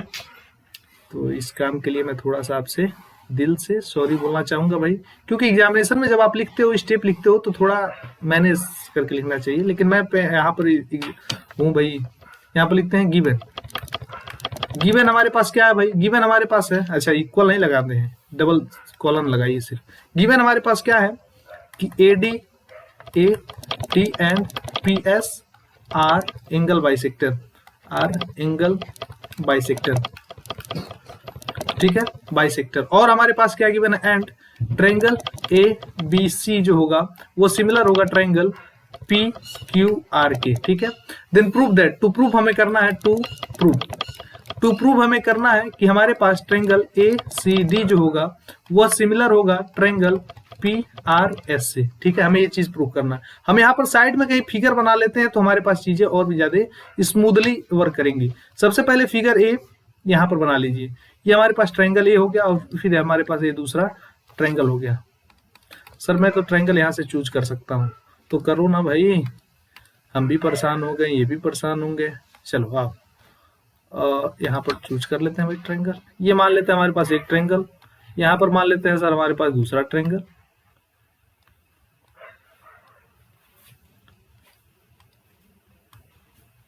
हो गई, ठीक है।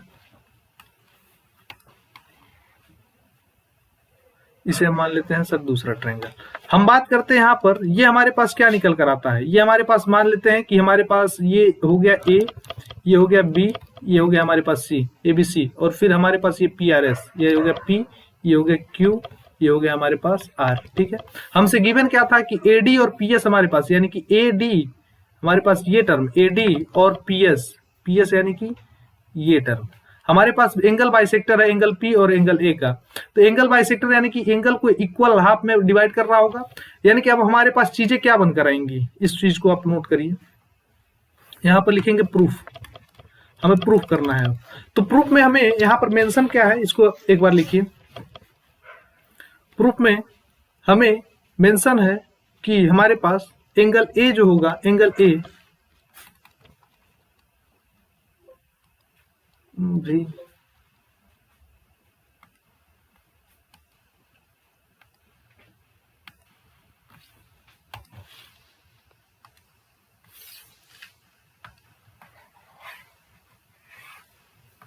प्रूफ में हम लिखेंगे कि सर हमारे पास एंगल ए इक्वल होगा एंगल पी के। ऐसा क्यों होगा हमारे पास एंगल ए इक्वल होगा एंगल पी के? क्योंकि हमारे पास गिवन क्या है, गिवन है angle A B C similar है triangle A P Q R के। तो एंगल ए हमारे पास एंगल पी के इक्वल होगा, इस पे हम लोग लिख सकते हैं C A S T, corresponding angle similar triangle के लिए हमारे पास यहाँ पर ऐसे लिख देते हैं करस्पॉन्डिंग एंगल आर इक्वल। ठीक है, अब हमारे पास दूसरी बात क्या हो सकती है? दूसरी बात ये हो सकती है कि हमारे पास यहां पर, या फिर आप ऐसे देखो, हमें दिखाना क्या है, हमें दिखाना था एडी और बी बाइसेक्टर था, ये हमें गिवन है, और हम एसीडी सिमिलर पीआरएस से, एसीडी क्या है तो एसीडी पीआरएस यानी कि इन दोनों एंगल के ऊपर हम ट्रेंगल के ऊपर बात कर रहे हैं, इन दोनों को हमें सिमिलर दिखाना है। तो सबसे पहले हमने दिखाया है कि गिवन जो था हमारे पास एबीसी ट्रेंगल सिमिलर था पीक्यूआर से, तो वहां से हमने दिखा दिया एंगल ए इक्वल होगा एंगल पी के बाय सीएएसटी क्राइटेरिया। अब यहां से एंगल सी भी एंगल आर के इक्वल होगा, यानी कि एंगल सी भी इक्वल होगा एंगल आर के बाई सीएएसटी। ठीक है, corresponding angle R single similar same. ठीक है, अब आप यहां से देख सकते हो कि एंगल ए और एंगल पी हमारे पास बाइसेक्टर था, तो बाइसेक्टर था यानी कि यह इंप्लाई क्या कर रहा होगा, यहां से हम लोग ये बात देखेंगे क्या कि चीजें कुछ इस प्रकार से होंगी कि angle C A D, angle C A D, या फिर आप इसको ऐसे कर सकते थे, यहाँ पर कर दो कि ये हमारे पास 1 होगा, ये 2 होगा, और यहाँ पर ये हमारे पास 3 होगा, एंगल 4 होगा। ठीक है, अगर एंगल एक बाइसेक्टर होगा, एडी बाइसेक्टर करेगा तो एंगल 1 और एंगल 2 आपस में इक्वल होंगे, और एंगल 3 और एंगल 4 आपस में इक्वल होंगे। ठीक है, तो ऐसे हम करने का यहाँ से प्रयास कर रहे हैं। तो ये इंप्लाई क्या करेगा, दिस इंप्लाइज कि half 1/2 of angle A equal होगा 1/2 ऑफ एंगल पी के। ठीक है भाई, 1/2 of angle A 1/2 of angle P के इक्वल होगा, यहां से बिल्कुल हो रहा होगा। ये इंप्लाई हमारे पास क्या कर रहा होगा कि हमारे पास एंगल 2 जो होगा वो एंगल 4 के इक्वल हो रहा होगा फ्रॉम फर्स्ट एंड 2, आप यहाँ पर कह सकते हैं फ्रॉम फर्स्ट एंड 2, यानी कि यहाँ से और यहाँ से हम लोग ये बात क्लियरली यहाँ पर मेंशन कर सकते हैं। ये इंप्लाई क्या कर दिया, ये इंप्लाई कर दिया कि एंगल ए सी डी हमारे पास सिमिलर हो जाएगा angle triangle P R S से by A criteria, A similarity. ठीक है, तो हमने यहाँ पर प्रूव कर दिया, हमने यहाँ पर प्रूव कर दिया। हम समझ सकते हैं कि आपको ये चीजें नहीं समझ में आई होगी, इस पर कुछ सवाल और है, उसको हम लोग करेंगे तब जाके आपके पास और भी क्लैरिटी आ रही होगी। आइए डिस्कस करते हैं हम लोग नेक्स्ट सवाल। नेक्स्ट क्वेश्चन हमारे पास कुछ इस प्रकार से है, इसको एक बार ध्यान से देखना। ठीक है, पहला क्वेश्चन तो हो सकता है आपको ना आया हो, लेकिन ये क्वेश्चन काफी आसान है कि all the face card are removed from the pack of 52 card के में से फेस कार्ड को हम रिमूव कर देंगे, तो हमारे फेस कार्ड हमारे पास 12 होते हैं, तो हमारे पास कार्ड कितने बचे भाई 52, यानी कि टोटल कार्ड हमारे पास बचे हैं, टोटल कार्ड हमारे पास 52 माइनस 12, यानी कि हमारे पास यहाँ पर 40 कार्ड बचे हुए हैं। ठीक है, टोटल 52, ठीक है cards, and A card is drawn at a random from the remaining cards, और इस 40 कार्ड में से रैंडमली हमारे पास कुछ कार्ड निकाले जा रहे हैं। Find the probability that the card so drawn is spade, spade आने की प्रोबेबिलिटी आपको यहाँ पर बतानी है, स्पेड आने की प्रोबेबिलिटी आपको यहाँ पर बतानी है। तो स्पेड आने की प्रोबेबिलिटी जो होगी वो क्या होगी, स्पेड आने favourable outcome OUTCOM upon total favourable outcome, favourable या फिर BO आउटकम। ठीक है, ये हम करते हैं।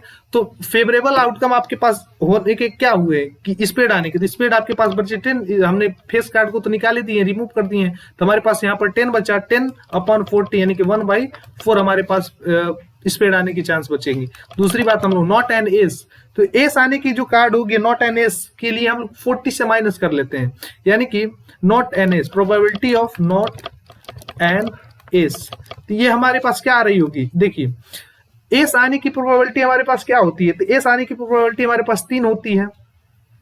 ठीक है, तो 40 माइनस 3 कर देंगे तो नॉट एन एस, तो हमारे पास ये हो जाएगा 40 माइनस 3, यानी कि इसको लिखेंगे 40 minus 3 upon total number of favourable outcome यानी कि 40, यानी कि हमारे पास क्या निकल कर आएगा, तो 36, ये हो जाएगा 36 4 ना, यानी कि यहां से हमारे पास 36 अपॉन 40, ये हमारे पास निकल कर आ जाएगा 9/10। ठीक है, 9/10। ठीक है, आई थिंक मैं सही हूँ, हाँ बिल्कुल सही। तो ये हमारे पास इसका आंसर निकल कर आएगा। दोनों को हमने यहाँ पर सॉल्व कर दिया, 2 नंबर आपने गेन कर लिया। 23 के ऊपर हम लोग मूव करते हैं। 23 आपके पास काफी आसान सा एक क्वेश्चन गिवन है। कह रहा है the cost of 2 kg apple and 1 kg grapes on a day was found to be 320। ठीक है, एक दिन में 2 kg एप्पल और 1 kg ग्रेप्स की वैल्यू आपके पास यहाँ पर 320 बताया गया है। तो इसको हम लोग यहाँ पर सॉल्व करते हैं। The cost of 2 kg Apple, तो लेट करते हैं, late cost of Apple, late cost of Apple, या फिर इसको यहाँ पर न लिख के हम लोग एक पेज ऐड करके लिखते हैं। यहाँ पर let cost of apple equal to हम लोग लेते हैं RS X, ठीक है, and cost of grapes equal to RS Y, ठीक है। हमारे पास यहाँ पर कहा क्या गया है, हमारे पास यहाँ पर कह रहा है कि 2 kg apple and 1 kg grapes, 2 kg apple यानी कि हमारे पास 2 kg apple plus 1 kg grapes equal to 360 यानी कि 360 का वो मिल रहा है। ठीक है, 320 ना, वो हमारे पास 320 का मिल रहा है, 320। इस प्रकार से आपको बताना है 320। और आगे क्या कह रहा है, the cost of 4 kg apple and 2 kg grapes are found to be 600, यानी कि the cost of 4 kg apple, 4 kg apple plus कितना 2 kg ग्रेप्स, 2 kg यानी कि 2 ग्रेप्स इक्वल टू हमारे पास 600 आ रहा है। और आपसे क्या कह रहा है, if cost of 1 kg apple and 1 kg grapes is x and y respectively, represent the given situation algebraically as system of equation are checked whether system is obtained is consistent or not। ये इसका consistency और inconsistency को हमको यहाँ पर बताना होता है। तो आइए इसकी कंसिस्टेंसी और इनकंसिस्टेंसी के ऊपर हम लोग यहाँ पर बात करते हैं। इसे हम लोग कहते हैं सर ये इक्वेशन 1 है, इसे कहते हैं सर इक्वेशन हमारे पास 2 कराया है। तो कंसिस्टेंटी और इनकंसिस्टेंटी हम कैसे बताते हैं, A1 by A2 equal to B1 by B2 equal to C1 by C2 रहता है। इस प्रकार से हम लोग इसकी कंसिस्टेंटी को प्राप्त करते हैं। तो हमारे पास यहाँ पर जब करते हैं तो ये हमारे पास क्या आता है, देखिए हम ये चेक करने की बात कर रहे हैं कि 2/4 और इक्वल होता है 1/2 के क्या, और ये क्या इक्वल होता है 320/600 की। इसको आप लोग को चेक करना होगा। तो आप देख सकते हो कि यह 1/2 यानी कि इधर आया, ये तो इक्वल हो गया, ठीक है, लेकिन यहाँ पर ये 0 से 0 कैंसिल आउट हो गया और ये डज नॉट इक्वल होगा, 32/60 हमारे पास इक्वल नहीं होगा, यानी कि 1/2 का रेशियो नहीं बनेगा। यानी कि हमारे पास बना क्या, तो हमारे पास A1 by A2 equal B1 by B2 does not equal to C1 by C2 बना। ये कंडीशन हमारे पास क्या निकलती है, non consistent, not consistent, consistent, ठीक है। ये नॉट कंसिस्टेंट का हमारे पास बनता है नो सोल्यूशन। इस केस में हमारे पास नो सोल्यूशन बन रहा होता है, ठीक है। आइए नेक्स्ट क्वेश्चन के ऊपर हम लोग बात करते हैं। नेक्स्ट क्वेश्चन को आप लोग यहाँ पर मेंशन करेंगे, लेकिन हमें यहाँ पर कुछ और देखना था। एक क्वेश्चन हमारे पास यहाँ भी गिवन था। ये क्वेश्चन क्या था, सॉल्व x एंड y, इसकी हमें वैल्यू प्राप्त करनी थी। तो हम लोग कैसे करेंगे, बाय एलिमिनेशन मेथड से हमने इसे सॉल्व करना सीखा हुआ था। √2x plus √3y equal to 5,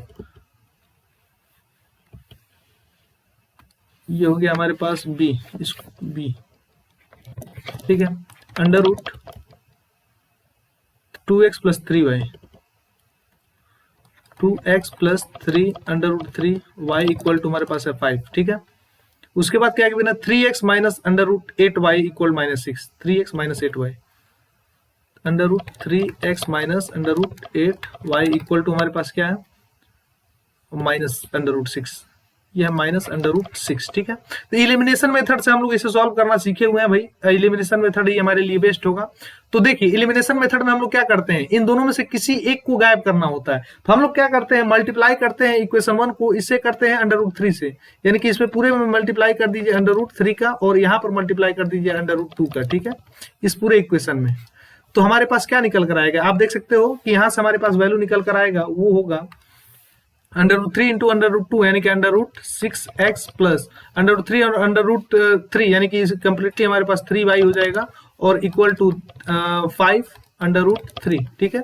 और यहाँ पर ये इक्वेशन सेकंड क्या बन रहा होगा हमारे पास, तो ये होगा √6 माइनस √6 8 इंटू 2 हमारे पास क्या 8 जा 16y इक्वल टू हमारे पास निकल कर आएगा माइनस 6 इंटू 2 यानी कि माइनस √12, ठीक है, ये चीज हमारे पास बनेगा। अब √12 को हम क्या लिख सकते हैं, √12 को हम लोग लिख सकते हैं 2√3, ठीक है। तो इसको वही लिख लो 2√3, इसको लिख लीजिए आप 2√3, ठीक है, हमने यहाँ पर लिख दिया। अब देखिए सब्सट्रैक्ट कर दिए, √16 को हम लोग यहाँ पर 4 लिख सकते हैं, इस बात को भी आप लोग लिख लेंगे, ठीक है। यहाँ पर आप लोग 4 लिख लें, इसको आप लोग 4 लिख सकते हैं, ठीक है। सब्सट्रैक्ट करेंगे माइनस हो जाएगा, ये प्लस हो जाएगा, यहाँ पर हमारे पास प्लस हो जाएगा, यानी कि ये कैंसिल आउट हो गया। ये हमारे पास 7y निकल कर आया और ये हमारे पास किसके इक्वल हो जाएगा, तो ये इक्वल हो जाएगा हमारे पास 5√3 और प्लस 2√3, यानी कि हमारे पास 5 + 2 यानी कि 7√3। 7 कैंसिल आउट हो जाएगा, y की वैल्यू हमारे पास √3 बनकर आ जाएगी, ठीक है। तो y की वैल्यू हमारे पास क्या निकल कर आई सर, तो y की वैल्यू हमारे पास √3 निकल कर आ चुकी है।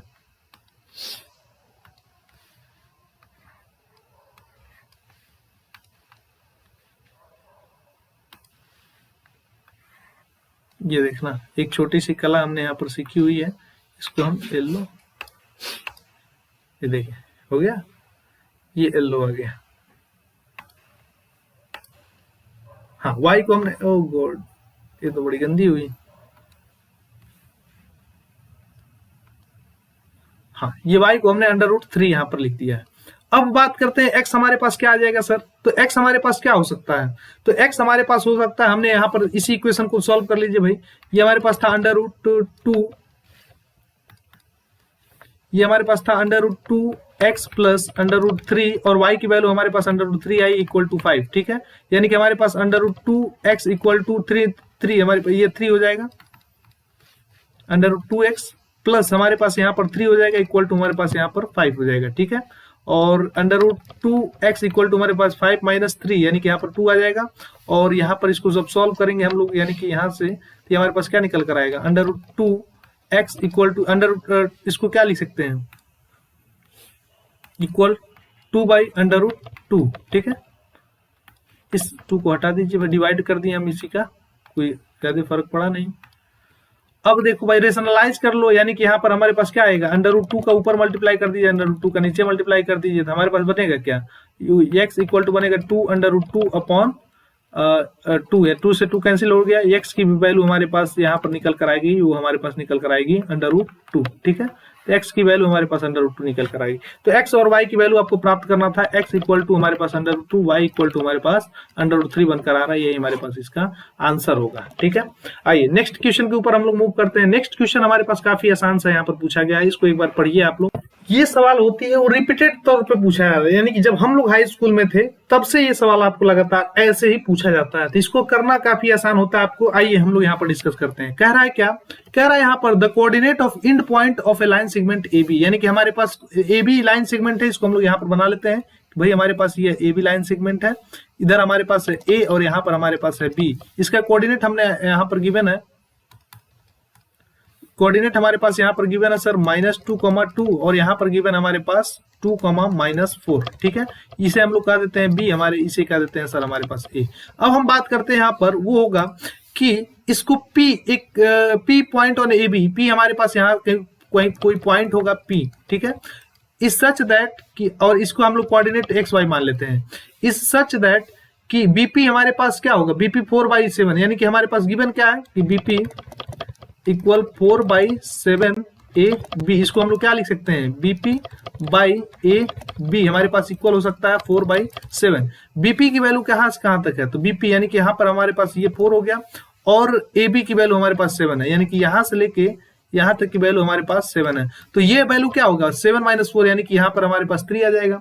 तो अब आपको डायरेक्ट रेशियो नहीं गिवन है कि 4:3 में यहाँ पर P डिवाइड कर रहा है, आपको यहाँ पर फाइंड करना था। तो ये सिंपल था, कोई ज्यादा रॉकेट साइंस तो था नहीं इसमें, तो हमने यहाँ पर किया। अब बात यहाँ पर देखना है आपको, find the coordinate of P, और P के कोऑर्डिनेट को फाइंड करना है। तो P के कोऑर्डिनेट को आप कैसे फाइंड कर सकते हो, P x, y, आप सेक्शन फार्मूला यूज कर लीजिए। तो सेक्शन फार्मूला आपके पास क्या होता है, तो m1 x2 plus m2 x1 upon m1 plus m2, और comma m1 y2 plus m1 x1 upon m1 plus m2, ठीक है। ये हमारे पास सेक्शन फार्मूला होता है, यहाँ पर आप लोग सिंपली पुट कर दोगे तो px, y हमारे पास आएगा क्या, तो px, y, देखिए m1 हमारे पास, ये m1 हम लेते हैं क्या 3 को, m2 हमारे पास हो जाएगा 4, ठीक है।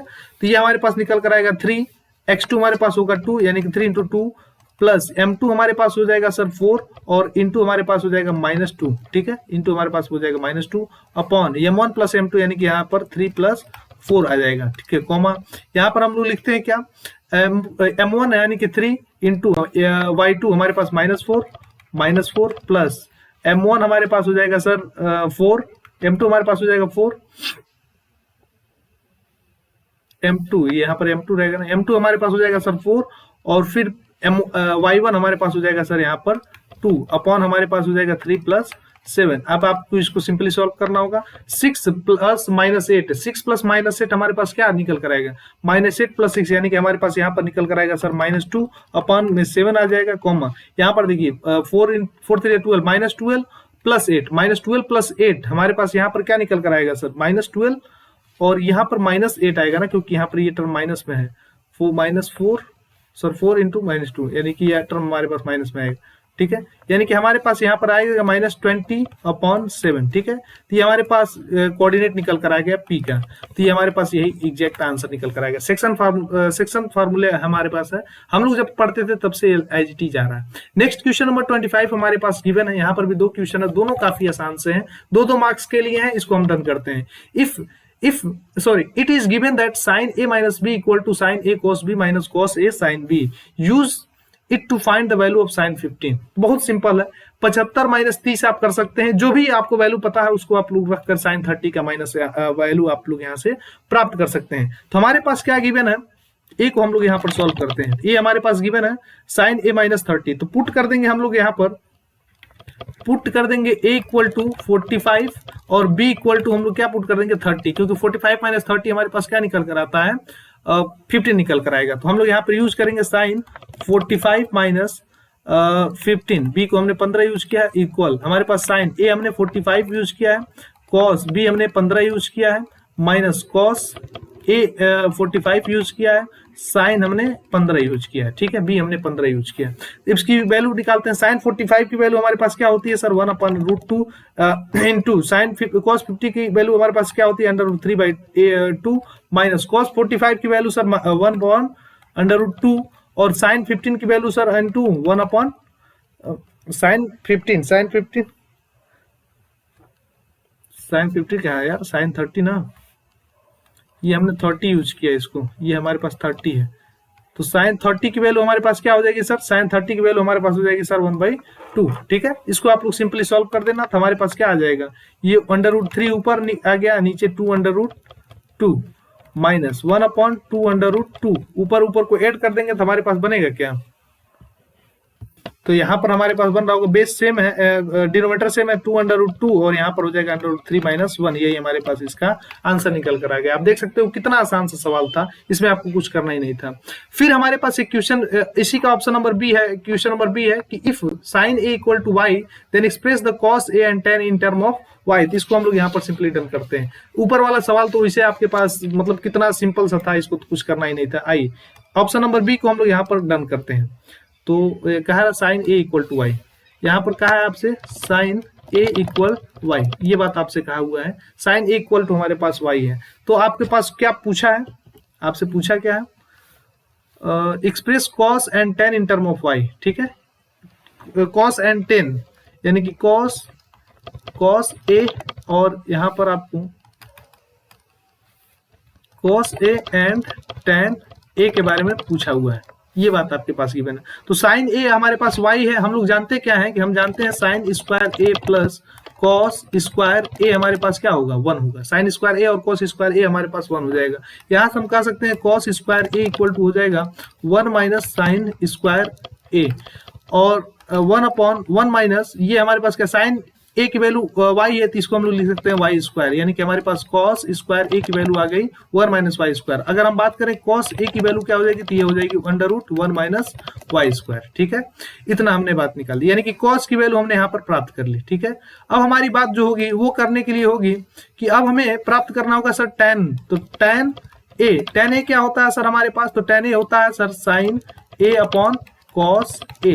तो साइन ए की वैल्यू हमारे पास क्या आई हुई है, तो साइन ए की वैल्यू हमारे पास y गिवन है, साइन ए की वैल्यू हमारे पास y गिवन है, तो इसलिए हम लोग साइन ए की वैल्यू y रखेंगे। तो कॉस ए की वैल्यू हमारे पास आई है √1 माइनस वाई स्क्वायर। ये हमारे पास आंसर निकल कर चला है। तो कितना आसान तरीके से आपको करना था, कोई भी दिमाग नहीं लगाना। 2 नंबर आपको यहाँ से 2 मार्क्स मिल चुके हैं, 2 मार्क्स आपको यहाँ पर 2 मार्क्स, ठीक है, मिल चुके हैं। कितना आसान तरीका है। अब हमें सेक्शन सी के ऊपर चलना होगा। 5 क्वेश्चन हमने सेक्शन बी के कर लिए हैं। सेक्शन सी आपके पास हर एक क्वेश्चन, यहाँ पर आपको 6 क्वेश्चन देखने को मिलते हैं, ईच ऑफ 3 मार्क्स। यहाँ से डिफिकल्टी थोड़ा सा आपको बढ़ने को देखने को मिल सकता है। हम डन करते हैं। पहला क्वेश्चन हमारे पास यहाँ पर क्या गिवन है, prove that the following trigonometric identity. हमें इसको प्रूव करना है, और दूसरी बात हम इस दोनों में से कोई एक को आप यहाँ पर कर सकते हैं। तो हम लोग क्वेश्चन नंबर ए को डन करते हैं।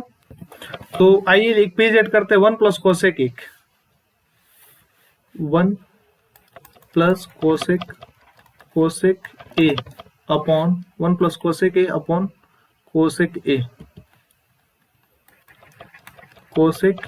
इक्वल टू हमारे पास क्या था, cos square A upon 1 minus sine A equal to था cos square A upon 1 minus sine A. ठीक है, इसको हमें प्रूफ करना है। तो हम लोग सबसे पहले एलएचएस को लेकर चलते हैं। यहाँ से हम लोग लेकर चलते हैं सर किसको, एलएचएस को हम लोग यहाँ पर लेकर चलते हैं। एलएचएस, अब इसमें कोसेक ए को हम लोग 1 बाई साइन ए लिखते हैं, यानी कि 1 plus 1 by sine A upon हम लोग क्या लिखते हैं, 1 बाई साइन ए।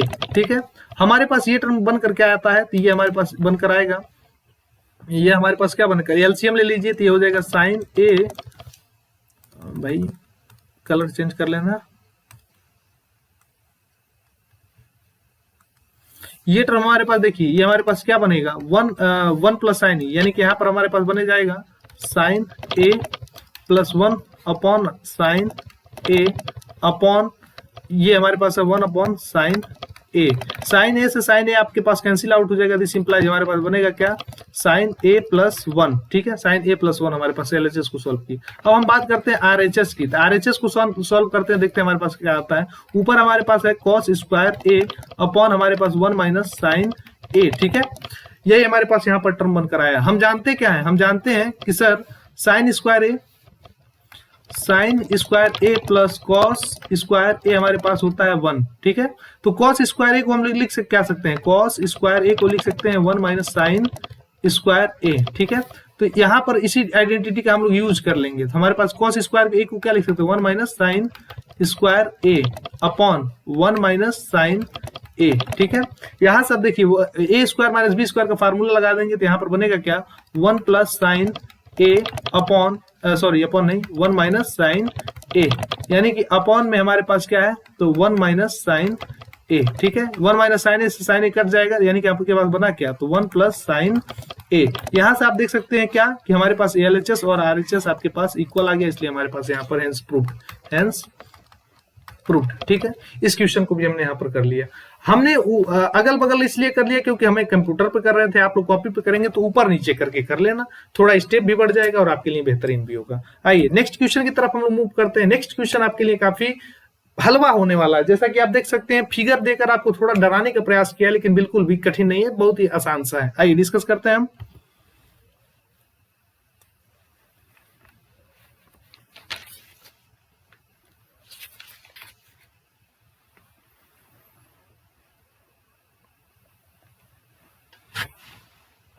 तो ये क्वेश्चन भी आपके एनसीईआरटी एग्जाम्पलर के सवाल है। 10.2 एक्सरसाइज होता है, उसमें आपके पास एज इट इज यही सवाल गिवन है। तो उसको हम लोग कैसे करते हैं, यहाँ पे बोर्ड में आपको कैसे लिखना है, ये हम लोग यहाँ पर सीन करते हैं। देखिए, हमें सबसे पहले इस टर्म को पूरा पढ़ते हैं। कह रहा है क्या, in the adjoining figure X Y and X dash Y dash, X Y and X Y dash, यानी कि हमसे कह रहा है ये एक्स वाई और यहाँ पर X dash Y dash parallel tangent है to a circle of centre O. ये हमारे पास सर्किल है, सेंटर ओ है, जिसका another tangent A B touches the circle at C intersecting X Y, यानी कि एक और टेंजेंट हमारे पास है ए बी। ठीक है, इसी के बारे में कह रहा है, टचेस द सी, और सी पर वो टच कर रहा है। ठीक है, intersecting X Y at A and X dash Y dash. ठीक है, एट बी। ठीक है, ये बात कहा है कि ए से इंटरसेक्ट और यहाँ पर बी से। Prove that A B subtend the right angle at the centre of, या फिर ए ओ बी को 90 डिग्री, यानी कि इस ए ओ बी को आपको यहाँ पर 90 डिग्री दिखाना होता है। ए ओ बी यानी कि इस एंगल को 90 डिग्री। तो हमें यहाँ पर थोड़ी सी कंस्ट्रक्शन करनी पड़ती है। थोड़ी सी कंस्ट्रक्शन क्या करनी पड़ती है कि यहाँ पर आपको एक ज्वाइन कर दीजिए, ओसी को आपको यहाँ पर ज्वाइन करना होता है। तो हम लिखते हैं, यहाँ पर लिखते हैं कि हमारे पास गिवन क्या है, तो गिवन जरूर लिख के आना है। गिवन हमारे पास है कि sir X Y and X dash Y dash are parallel tangent, ठीक है। और हमारे पास क्या गिवन है, and A B is another tangent, ठीक है। दूसरा चीज हमारे पास हो गया, टू प्रूफ क्या करना है, टू प्रूव हमें करना है कि angle A O B equal to 90 degree, ठीक है, ये हमें प्रूव करना है। तो इसके लिए हमने कंस्ट्रक्शन क्या किया था, तो कंस्ट्रक्शन किया था, कौन कंस्ट्रक्शन हमने किया था कि सर ज्वाइन किया है, ज्वाइन ओसी को हमने यहाँ पर सिंपली ज्वाइन किया है। अब यहाँ से बात आप ध्यान से देखना, अब हमें यहाँ से बड़ा ध्यान से देखना होगा। हम यहाँ पर लिखते हैं प्रूफ, यहाँ पर हम लिखते हैं प्रूफ, PROOF, ठीक है। प्रूफ हम कैसे करेंगे, प्रूफ हम करेंगे OAP, यानी कि ये जो ट्रायंगल होगा OAP, in triangle OAP and triangle, ये देखना जरा OAC, यानी कि ट्रायंगल OAC, इन दोनों ट्रायंगल को आप देखो कि क्या हमारे पास OA दोनों ट्रायंगल में सिमिलर है। तो सर OA क्या हमारे पास दोनों ट्रायंगल में कॉमन है, तो इसमें लिखेंगे कॉमन, COMMON, ठीक है, OA कॉमन है। दूसरी बात अगर आप देखो तो क्या OP इक्वल टू OC होगा, क्योंकि रेडियाई है दोनों, तो OA और हमारे पास क्या हो गया सर, OP इक्वल टू हमारे पास OC है, ये रेडियाई है, RADII, ठीक है, ये दो रेडियस है। और तीसरी बात आप देखोगे क्या कि हमारे पास जो टेंजेंट होगा वो क्या आपस में इक्वल हो गया, यानी कि अगर हम बात करें तो AP क्या AC के इक्वल होगा, AP क्या AC के इक्वल हो रहा होगा, तो बिल्कुल हाँ, AP AC के इक्वल हो रहा होगा, क्योंकि एक्सटर्नल पॉइंट से टेंजेंट है तो वो आपस में इक्वल होंगे बाय थ्योरम। यानी कि हम लोग यहाँ पर क्या कर सकते हैं कि AP इक्वल होगा हमारे पास AC के, AP इक्वल होगा किसके, हमारे पास AC के, ये हमारे पास थ्योरम, ये हमारे पास क्या हुआ सर, ये हमारे पास थ्योरम हो गया। तो ये इंप्लाई क्या कर रहा है, दिस इंप्लाई हमारे पास किया, दिस इंप्लाइज हमारे पास कि दिस इंप्लाइज करेगा हमारे पास कि ट्रायंगल OAP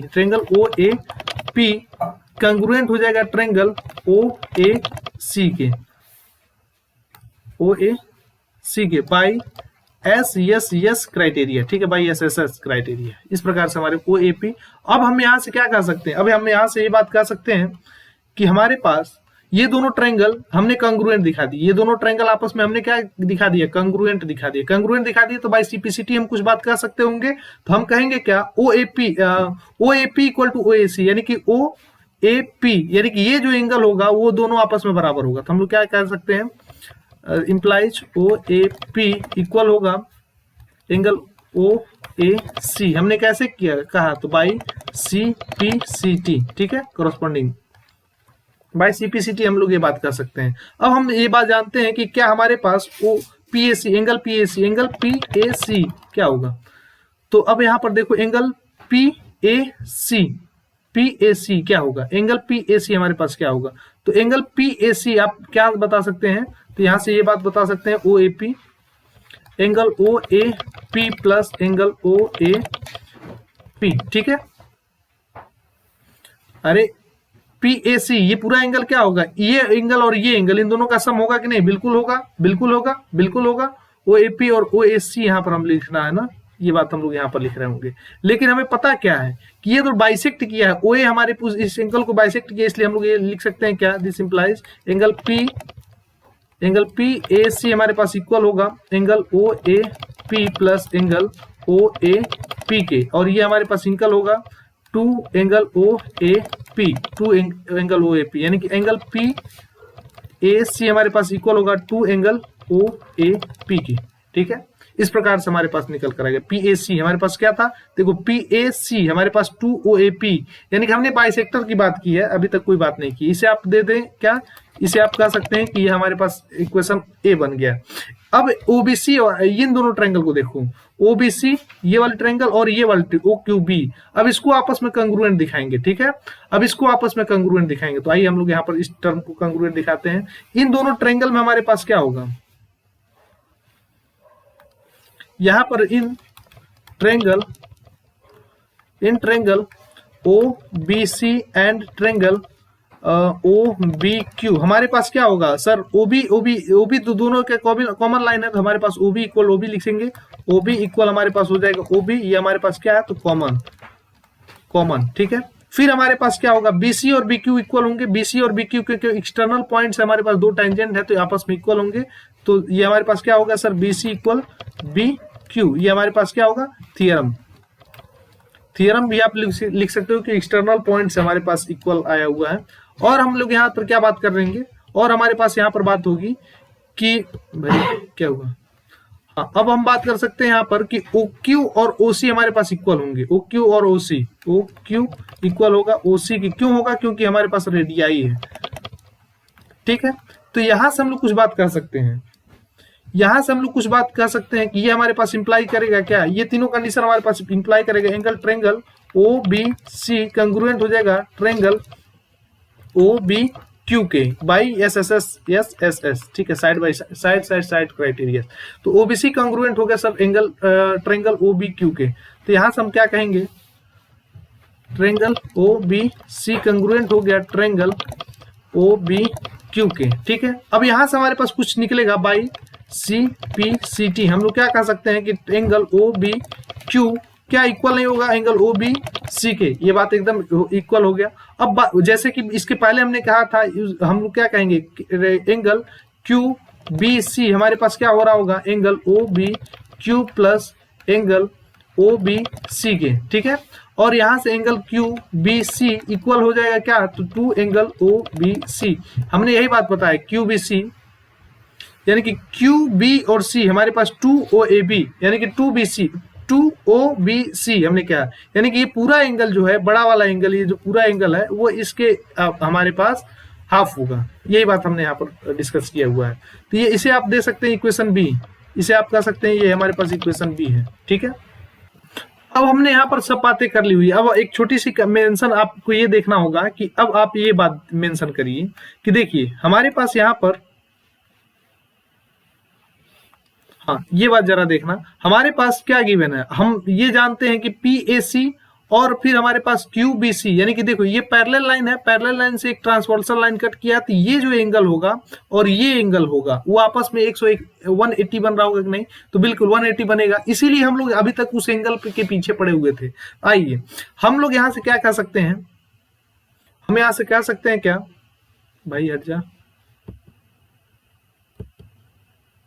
अब हम यहां से कह सकते हैं कि X Y and X dash Y dash are parallel parallel line and हमारे पास ए बी इज ट्रांसवर्सल, तो हमारे पास angle P A C plus angle Q B C हमारे पास 180 होना चाहिए, बिल्कुल होना चाहिए, अगर ऐसा होना चाहिए। और पीएसी को हम लोग लिखना क्या जाने हैं, पीएसी को हम लोग ओ ए सी लिख दे रहे थे प्लस, और क्यूबीसी को हम लोग क्या लिख रहे थे, तो ट्रेंगल ये लिख रहे थे two angle Q B C, आप यहीं से देख सकते हैं क्यूबीसी को हम लोग ओबीसी लिख सकते थे, इसको हम लोग ओबीसी लिख देते थे, two angle O B C equal to हमारे पास 180 बन जा रहा है, ठीक है 180 बन जा रहा है। अब टू को कॉमन लेकर काट सकते हैं, तो यहाँ पर angle O A C plus angle O B C हमारे पास 90 बनकर आएगा। अब ओ ए सी और ओ बी सी था क्या, इसको एक बार देख लो जरा, ओ ए सी और ए बी सी, तो ओ ए सी यानी कि ये एंगल का सम, इस एंगल का सम और इस एंगल का सम हमारे पास दे दिया 90 डिग्री, तो ऑटोमेटिकली ये वाला एंगल हमारे पास 90 डिग्री आ जाएगा। तो हम लोग इसी टर्म को लिख लेते हैं in triangle in triangle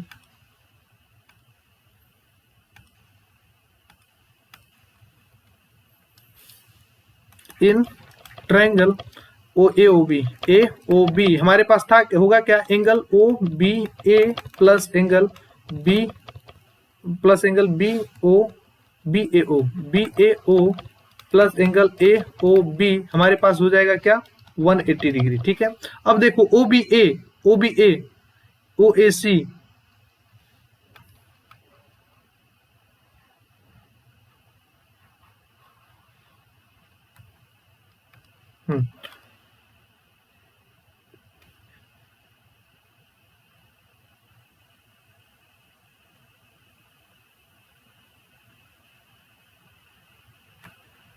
triangle O A B, O A B, O A B, हम क्या लिखेंगे कि O A B and B and A B O, O B, O B, O A B लिखेंगे, O A B, angle O A B, angle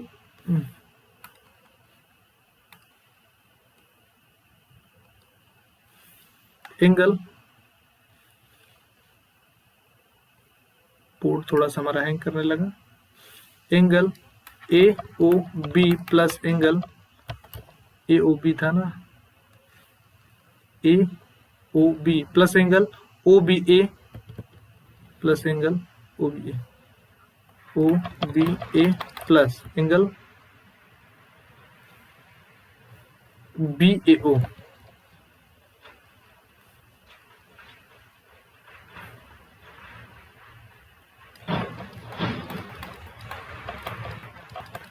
equal to हमारे पास हो जाएगा 180। आप जानते हैं क्या, ए ओ बी और बी यानी कि 90 प्लस हमारे पास A angle A O B बनकर आ जाएगा 180, और यहां से हमारे पास एंगल ए ओ बी निकल कर आ जाएगा 90 डिग्री। ठीक है, तो ये हमारे पास हेंस प्रूव्ड हो गया, ये हमारे पास यहाँ पर चीजें प्रूव हो गई। ठीक है, तो ये क्वेश्चन को हमने यहाँ पर कर डाला। नेक्स्ट क्वेश्चन हमारे पास क्या निकल कर आता है, 28 को इरेशनल दिखाना आप लोग बचपन से करते हैं, उसको आप लोग कर लीजिएगा। इसके बाद वाले क्वेश्चन हमारे पास यहाँ पर गिवन है 29 में हमारे पास क्या कह रहा है कि obtain zeros of the polynomial, यानी कि हमारे पास इसका जीरोज निकालना है। पी एक्स हमारे पास गिवन है क्या, 2x² माइनस 5x माइनस 3। ठीक है, इसका हमको जीरोज प्राप्त करना है। तो आइए भाई जीरोज इसका हम लोग निकालते हैं, यानी कि हमारे पास ये बन करके आएगा, इसको हम लोग इक्वेट करते हैं 2x² minus 5x minus 3 equate कर देते हैं जीरो को। यहाँ पर क्या लिखेंगे, 2x² माइनस इसको माइनस 5x यानी कि और 3 आना चाहिए। तो क्या करें हम लोग यहाँ पर, तो यहाँ पर कर सकते हैं 5x minus 5x plus x minus 6x plus x करिए, नहीं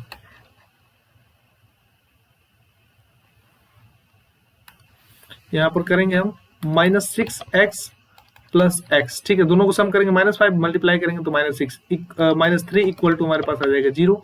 यहां से 2x कॉमन लेंगे तो यहाँ पर क्या बचेगा, x माइनस 3, और यहाँ पर प्लस 1 रखते हैं, यहाँ पर x माइनस 3 इक्वल करते हैं 0 के। यहाँ से हमारे पास बनकर आएगा x माइनस 3 एक ब्रैकेट में, और फिर नेक्स्ट ब्रैकेट में हमारे पास 2x प्लस 1 बनकर आएगा, इक्वेट होगा 0 के। ठीक है, यानी कि x इक्वल टू यहाँ से 3 आ जाएगा, और यहाँ पर हमारे पास यहाँ पर -1/2, यानी कि x की हमारे पास जीरोज बनकर 2 आ गए हैं, x की हमारे पास 2 जीरोज बनकर आ गए।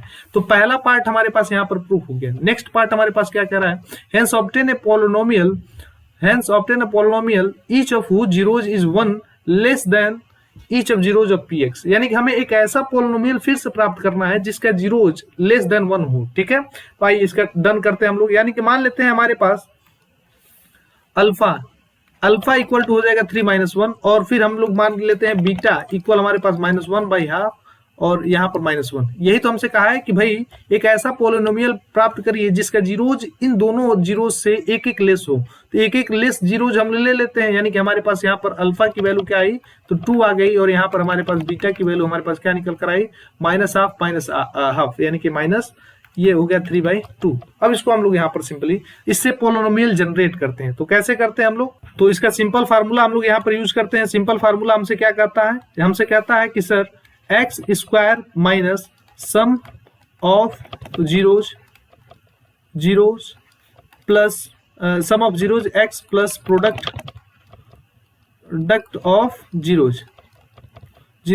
ठीक है, यही बात हमारे पास होता है। तो x² को x² minus sum of zeros, यानी कि हमारे पास क्या हो जाएगा 2 - 3/2 x प्लस प्रोडक्ट क्या हो जाएगा 2.-3/2, यानी कि हमारे पास हो जाएगा x² माइनस इन दोनों का सम, यानी कि ये हमारे पास क्या हो जाएगा 4 - 3/2 x प्लस नहीं माइनस ये हो जाएगा 3 × 6/2। ठीक है, इसे लिखेंगे x², और यहाँ पर क्या आएगा 1/2 यानी कि -1/2, और फिर यहाँ पर आएगा -6/2। इस प्रकार से हमारे पास हो जाएगा 2 से एलसीएम ले लेंगे तो यानी कि ये हो जाएगा 2x² - 1 माइनस यहाँ पर x है -1x और फिर -6। ठीक है, ये हमारे पास रिक्वायर्ड पॉलिनोमियल बन गए, यही हमारे पास आंसर बनकर आ जाएगा। नेक्स्ट क्वेश्चन के ऊपर हम लोग मूव करते हैं। नेक्स्ट क्वेश्चन हमारे पास क्या गिवन है? नेक्स्ट क्वेश्चन हमसे कह रहा है कि सॉल्व करना है इसको, ठीक है। इस इक्वेशन को आपको सॉल्व करना है। Solve the following system of equation graphically. ये दोनों इक्वेशन हमारे पास गिवन है। हमारे पास क्या क्या गिवन है सर? हमारे पास गिवन है कि 2x plus Y equal to 5 है, और दूसरा इक्वेशन गिवन है 4x minus Y equal to 7 है। इसको इन दोनों क्वेश्चन को हमें सॉल्व करना है, ठीक है। तो सॉल्व करने के लिए हमें सबसे पहले क्या प्राप्त करना होगा? इसमें देखो, इन दोनों का अगर सम कर देते हैं तो हमारे पास क्या निकल कर आएगा? ये तो हमारे पास निकल कर, ये तो कट गया और यहाँ से निकल कर आएगा 6x इक्वल टू हमारे पास 7 5 12 हो जाता है। 6 से 12 कट जाएगा 2 टाइम में, यानी कि x इक्वल टू हमारे पास 12 निकल कर आ गया। x 12 निकल कर आ गया तो हम y की प्राप्त करते हैं, तो y हमारे पास कैसे होगा? तो 4x minus Y equal to हमारे पास 7 था, तो 4 इंटू 12, ये 4 into 12 minus Y equal to हमारे पास 7 हो जाएगा। तो हम यहाँ से क्या कर सकते हैं? 48 12 48 ना, हाँ, minus Y equal to 48 minus 7 equal to Y हो जाएगा, ठीक है। तो यहां से हमारे पास y इक्वल टू क्या निकल कर आ गया? ये 2 है, ये 2 है मूर्खों, ये हो जाएगा 4 into 2 minus Y equal to 7, यानी कि 8 माइनस 7 इक्वल टू हमारे पास y हो जाएगा, यानी कि y की वैल्यू हमारे पास 1 निकल कर आ जाएगी, ठीक है। y की वैल्यू हमारे पास 1 निकल कर आ जाएगी। तो हमें इसको सॉल्व कर दिया और x और y की वैल्यू प्राप्त कर लिया, यानी कि x इक्वल टू हमारे पास 2, y इक्वल टू हमारे पास 1, या फिर इसे कर सकते हैं 2,1, ठीक है। ये हमारे पास एक पार्ट का आंसर यहाँ तक का आ गया। आगे हमें क्या करना है? Hence write the coordinate of point where the given line meets Y axis. तो ये हमारा नेक्स्ट पार्ट हो जाएगा, ठीक है। तो हमने यहाँ पर एक कोऑर्डिनेट बना लेना, कोऑर्डिनेट एक्सिस। हमारे पास दोनों एक्सिस था, ठीक है, यहाँ पर आप बना लीजिए।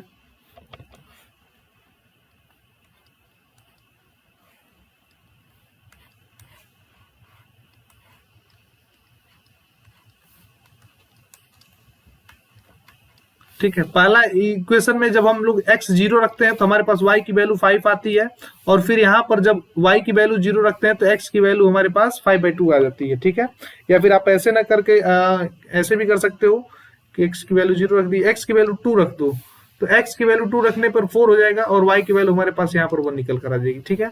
और यहाँ पर इक्वेशन सेकेंड में हम लोग क्या करेंगे? y की वैल्यू 0 पुट करते हैं, नहीं, x की वैल्यू 0 पुट करते हैं, तो x की वैल्यू जब 0 पुट करते हैं y की वैल्यू हमारे पास -7 बनकर आ जाती है, और x की वैल्यू जब हम 2 पुट करते हैं 4 2 8, तो यहाँ पर हमारे पास बनकर आता है 1, ठीक है। तो इसी सब पॉइंट को हम लोग यहाँ पर सिंपली बना देंगे और फिर हमारे पास निकल जाएगा, यानी कि हमारे पास कुछ इस प्रकार से बनता है, ये बनेगा इस प्रकार से और यहाँ पर इस प्रकार से।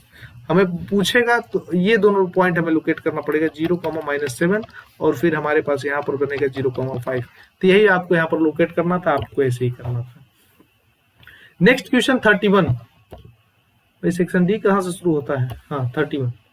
तो 31 क्वेश्चन आपसे कह रहा है find a relation between x और y। p हमारे पास ये है इक्विडिस्टेंस। कितना आसान सवाल है, देखो p हमारे पास होता है x, y, ये हम लोग के टाइम भी आता था, और इससे इक्विडिस्टेंस पर हमारे पास एक पॉइंट है 3,5 और यहाँ पर एक बी पॉइंट है 7,1। इसको आप लोग इजिली कर सकते हो डिस्टेंस फार्मूला लगाकर। इसको मुझे सॉल्व करने की कोई आवश्यकता खास है नहीं।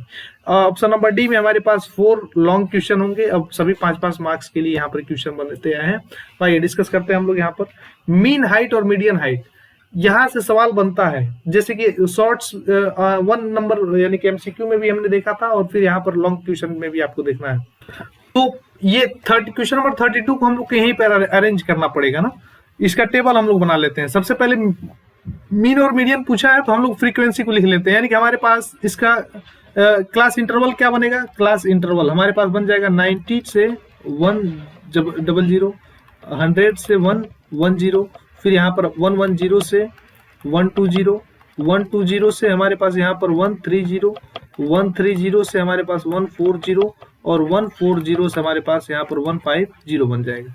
अब हमारे पास क्लास इंटरवल बन चुका है। अब हमें फ्रीक्वेंसी इसका लिखना है, तो फ्रीक्वेंसी हमारे पास हो जाएगा 3, यहाँ पर हो जाएगा हमारे पास 2, यहाँ पर हो जाएगा हमारे पास 4, यहाँ पर हो जाएगा हमारे पास 5, यहाँ पर हो जाएगा हमारे पास 14 और यहाँ पर हो जाएगा हमारे पास 7। ठीक है, फ्रीक्वेंसी लिख दिया। अब हमें मीन निकालने के लिए एक्स आई लिखना होगा। एक्स आई हमारे पास क्या होगा सर, तो इन दोनों का सम करिए, डिवाइड बाई 2 कर दीजिए, यानी कि हमारे पास यहाँ पर 95 हो जाएगा, 105 हो जाएगा, यहाँ पर हमारे पास 115 हो जाएगा, और यहाँ पर हमारे पास 125 हो जाएगा, यहाँ पर हमारे पास 135 हो जाएगा, और 145 हमारे पास यहाँ पर हो जाएगा।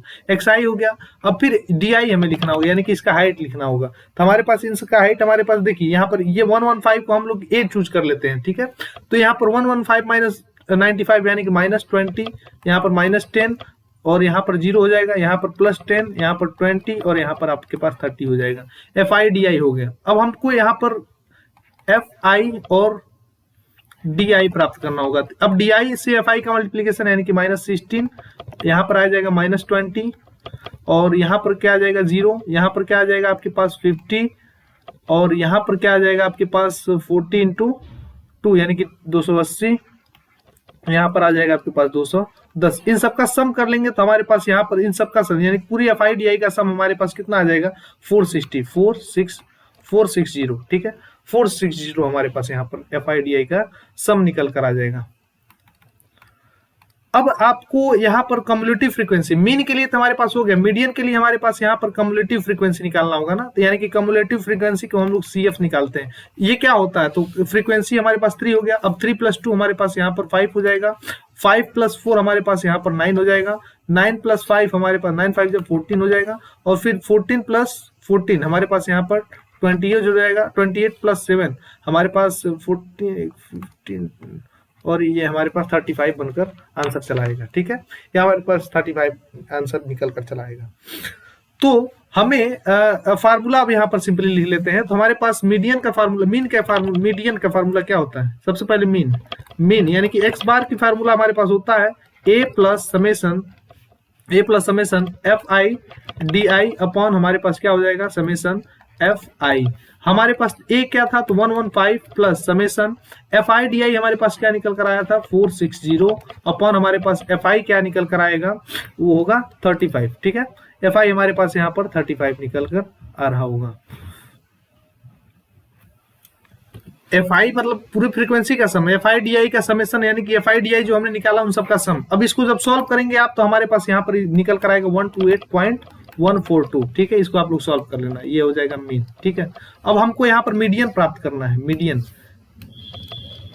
मीडियन के लिए हमारे पास फार्मूला होता है L plus n/2 minus cumulative frequency into height upon में f। इन सबके अपॉन में यहाँ पर हो जाता है f, यानी कि L की वैल्यू हमारे पास क्या होगी, आप एक बार देखना जरा। हमारे पास यहाँ पर n/2 क्या होगा, ये यहाँ पर हमारे पास n/2 हमारे पास होता है 35/2। इसे हम लोग क्या कर सकते हैं 17.5। ठीक है, ये हमारे पास होता है 17.5। ये मीडियन के लिए हमारे पास एक बनकर आएगा क्या 130 से 128, क्योंकि 78.5 हमारे पास इसी इंटरवल में बनकर आ रहा है। ठीक है, इसके बाद वाला इंटरवल में बता नहीं रहा, इसलिए हमारे पास यल हो जाएगा 130 और इसका कम्युलेटिव फ्रीक्वेंसी आपको यहाँ पर प्राप्त हो जाएगा, और बाकी सब चीज यहाँ पर हमें प्राप्त होता रहेगा। इसका फार्मूला हम लोग लिखते हैं, नोट करते हैं। यल की वैल्यू हमारे पास क्या निकल कर आई है, यल की वैल्यू हमारे पास 130 प्लस 17.5 n/2 निकल कर आया, माइनस कम्युलेटिव फ्रीक्वेंसी इसका 14 हो जाएगा, इंटू हाइट हमारे पास 10 हो जाएगा, और अपॉन में एफ हमारे पास इसका 14 हो जाएगा। यानी कि इसको सॉल्व करेंगे तो हमारे पास 132.5 निकल कर आ जा रही है, ये मीडियन निकल कर आया। हमें डिफरेंस प्राप्त करना है, तो डिफरेंस हमारे पास क्या होगा, डिफरेंस हमारे पास हो जाएगा मीडियन यानी कि 132.5 माइनस 128.142 यानी कि हमारे पास इन दोनों को सम करोगे तो यह हो जाएगा 4.358। हमें डिफरेंस प्राप्त करना था, तो हमारे पास आंसर निकल कर कुछ इस प्रकार से चला है। यानी कि मीडियन निकालेंगे, मीन निकालेंगे फार्मूला से ही, और डिफरेंस निकाल देंगे हम लोग, उसका आंसर निकाल देंगे। ठीक है, नेक्स्ट क्वेश्चन हमारे पास कुछ इस प्रकार से है कि कह रहा है इन दोनों में से कोई एक सॉल्व कर दीजिए। हमारे पास समय कम है, इसलिए हम लोग पहले क्वेश्चन को ही केवल सॉल्व करेंगे। तो देखिए हम पहले क्वेश्चन को केवल सॉल्व करेंगे। हमारे पास क्या है, a 2 digit number is 7 times the sum of 2 digit number, यानी कि नंबर को हम लोग लेंगे क्या, तो नंबर को हम लोग लेते ही हैं 10x प्लस वाई करके। 2 डिजिट नंबर हम इसी प्रकार से ले रहे होते हैं, तो इसको हमने ले लिया, ठीक है। और यहाँ पर क्या कह रहा है स्टेटमेंट, अब क्या कह रहा है कि a 2 digit number is 7 time the sum of its digit and 2 times more than, यानी कि हमसे कह रहा है कि यह 10 टाइम्स क्या होगा, यानी कि यह नंबर जो होगा वह 7 टाइम इस डिजिट 7x प्लस वाई होगा। और दूसरी बात हमसे क्या कह रहा है, and 2 more than 5 times product of its digit, और ये क्या कह रहा है कि 2 मोर देन 5 टाइम्स। तो इसको पहले सॉल्व कर लो, तो हमारे पास हो जाएगा 10x plus Y equal to हमारे पास 7x प्लस 7y, यानी कि हमारे पास यहाँ से निकल कर आ गया 3x equal 7x minus Y, हमारे पास 6x हो जाएगा, 6y हो जाएगा, यानी कि हमारे पास यहाँ पे x इक्वल टू क्या हो जाएगा 3x इक्वल टू 7y, यानी कि इसको हम लोग क्या कर सकते हैं x इक्वल टू 2y, ठीक है।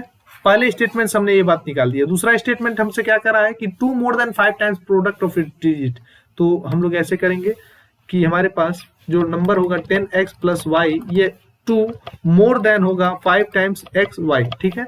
इसको सॉल्व करिए, हमारे पास देखते हैं क्या निकल कर आता है। 10x plus Y, 10x minus 5xy plus Y equal to हमारे पास 2 है, ठीक है।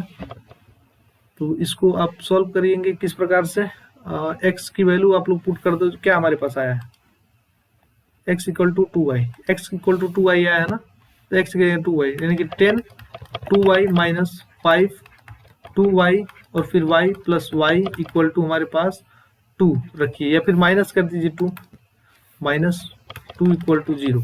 यहाँ से हमारे पास क्या है 20y minus 5 two 10y square plus y minus 2 equal to 0। इसको हम लोग लिख सकते हैं minus 10y square plus 21y minus 2 equal to हमारे पास 0 आएगा, यानी कुछ इस प्रकार से हमारे पास यहाँ पर बनकर आ रहा है, ठीक है, ठीक है, ठीक है, ठीक है। माइनस लेकर कॉमन कर सकते हैं 10y square minus 21y plus 2 equal to हमारे पास 0। अब इसको सॉल्व कर लो भाई, हमारे पास क्या निकल कर आएगा 10y स्क्वायर माइनस 20y, यहाँ पर 20 लाना है, minus 20y minus y plus 2 equal to 0। यहाँ से हम लोग 10y को कॉमन ले लेते हैं, तो हमारे पास क्या निकल कर आएगा 2y माइनस 2, ठीक है, प्लस नहीं, यहाँ पर माइनस रखिए, माइनस 1 और y माइनस 2, ठीक है, ये निकल कर आएगा।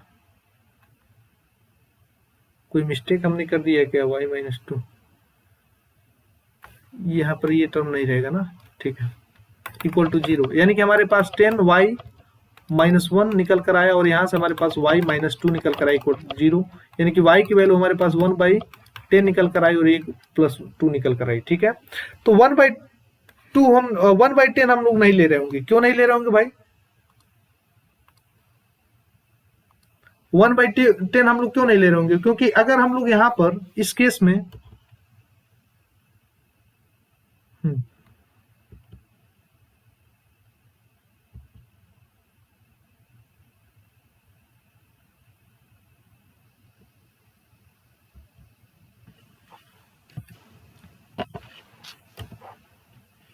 हमने जो लेकर चला है वो x और y हमने हमारा डिजिट है, फ्रैक्शन वगैरह थोड़ी है, तो वो कोई डिजिट होगा, ये 0.1 तो होगा नहीं, तो इसलिए हमारे पास ये जो टर्म होगा 1/10 नहीं होगा, हमारे पास y हमेशा 2 ही होगा, ठीक है, y हमारे पास 2 ही होगा। अब जब y 2 हमारे पास होगा तो x क्या होगा 10x प्लस वाई हमारे पास नंबर था, ठीक है, तो ये किसके इक्वल था, इसको एक बार हम लोग देख लेते हैं, या फिर x इक्वल टू 2y हमारे पास आया था ना, तो यहीं से सॉल्व कर लो भाई, x इक्वल टू 2y,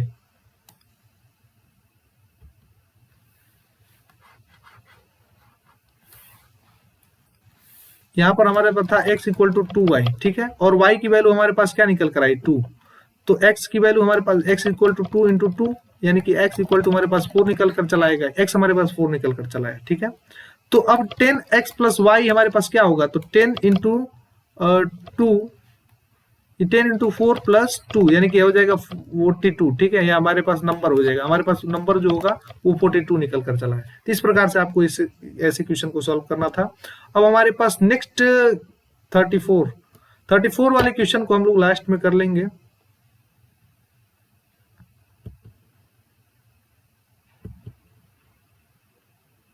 हाँ, सेक्शन ई के इस क्वेश्चन के ऊपर आइए, देखिए कितना प्यारा सवाल आपके पास गिवन है।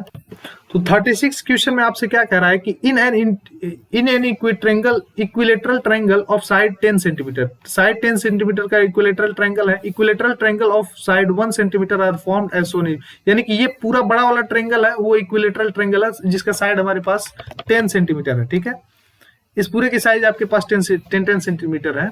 And equilateral triangle of side 1 centimeter and form as shown in the figure below such that there is one triangle of, यानी कि ये एक एक ट्रायंगल भी हमारे पास 1 साइड के इक्विलेटरल ट्रायंगल है जिसकी साइड हमारे पास 1 है और ये भी इक्विलेटरल ट्रायंगल है। ठीक है, such that there is one triangle in first row, 3 triangle in second row, यानी कि पहले में एक ट्रायंगल है, दूसरे में हमारे पास 3 ट्रायंगल और चौथे में हमारे पास 1 2 3 4 5 ट्रायंगल है और इस प्रकार से आगे बढ़ता हुआ चला है। अब टोटल लेके हमारे पास 10 ही रो है। ठीक है, find the and so on. और हमारे पास यहाँ पर क्वेश्चन क्या बता रहा है, क्वेश्चन कह रहा है कि how many triangle will be there in bottom of most row. ठीक है, यानी कि A10 में हमारे पास कितने ट्रायंगल होंगे। तो सबसे पहले वाले में एक ट्रायंगल है, दूसरे वाले में हमारे पास 3 ट्रायंगल है, तीसरे वाले में 5 ट्रायंगल है और आगे चलकर हमें A10 तक पहुंचना है। तो A10 का मतलब हमारे पास क्या होता है, A प्लस 9D। ठीक है, यानी कि अब आप देख सकते हो A हमारे पास 1 है प्लस 9 इंटू D क्या है तो 3 माइनस 2, 3 माइनस 1 हमारे पास हो जाएगा 2, यानी कि हमारे पास क्या होगा 1 प्लस 9 टू 18, यानी कि हमारे पास 19, यानी कि A10 हमारे पास 19 ट्रायंगल होंगे। तो A10 में हमारे पास 19 ट्रायंगल होंगे। तो यहां से हमारे पास ऑप्शन क्वेश्चन नंबर ए हमने सॉल्व कर लिया। ये हमारे पास किसका आंसर था, तो 1 का आंसर था। अब बातें हैं नेक्स्ट क्वेश्चन में हमसे क्या पूछा हुआ है। नेक्स्ट क्वेश्चन में हमसे पूछा है कि how many triangle will be there in 4th row from bottom. नीचे से चौथे रो में हमको पता करना है, नीचे से चौथे रो में हमको क्या करना है, पता करना है। तो नीचे से चौथा रो, तो नीचे से चौथा रो यानी कि हम लोग 7वां रो के ऊपर से 7वें रो के ऊपर बात करेंगे। भाई नीचे से चौथा ऊपर से 7वां एक ही तो होगा, तो A7 के ऊपर बात कर लेते हैं।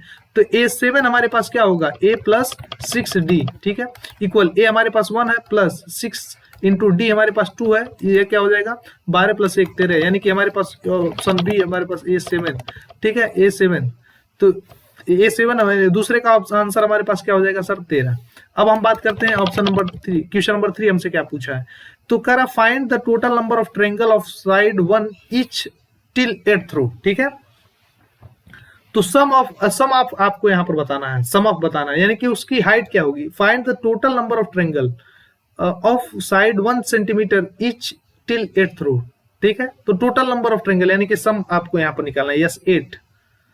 ठीक है, यस 8 के फार्मूला क्या होगा सर, n/2, फिर यहां पर लिखते हैं 2a प्लस n-1d। ठीक है, यानी कि हमारे पास इक्वल 8/2 यानी कि हो जाएगा 8/2 और यहाँ हो जाएगा 2 इंटू 1 प्लस n-1 यानी कि 8-1 ये हो जाएगा 7d की वैल्यू हमारे पास हो जाएगी 2। ठीक है, यहाँ पर हो जाएगा 4 और यहाँ हो जाएगा 2.14, 2 प्लस 14। ठीक है, ये हो जाएगा 16, 64 जा 64, यानी कि इसका आंसर हमारे पास S8 का निकल कर आ जाएगा 64। तो तीन क्वेश्चन को हमने यहाँ पर डन कर दिया। नेक्स्ट हमारे पास क्या निकल गया, क्वेश्चन नंबर 37। क्वेश्चन नंबर 37 को आपको यहाँ पर डन करना है। देखिए आई पैसेंजर भाई कहाँ गया, हाँ, passenger boarding stair and sometimes refer to as boarding ramp, stair cars और aircraft steps provided a mobile means travel because aircraft ground 5 to larger aircraft have door sill 5 to 20 feet, 1 foot equal to 30 centimeter high, stair facilitated a safe broadcasting deboardcast। कुछ कह नहीं रहा है यहाँ से, आपके पास कुछ यहाँ से कहा नहीं है, आपसे बस ये कह रहा है an aircraft has a door sill height 15 ground stair के। आपसे ये बात ये कह रहा है कि यहां पर मान लेते हैं कि हमारे पास एक सीढ़ी है, ये हम लोग कह देते हैं ये हमारे पास थीटा है।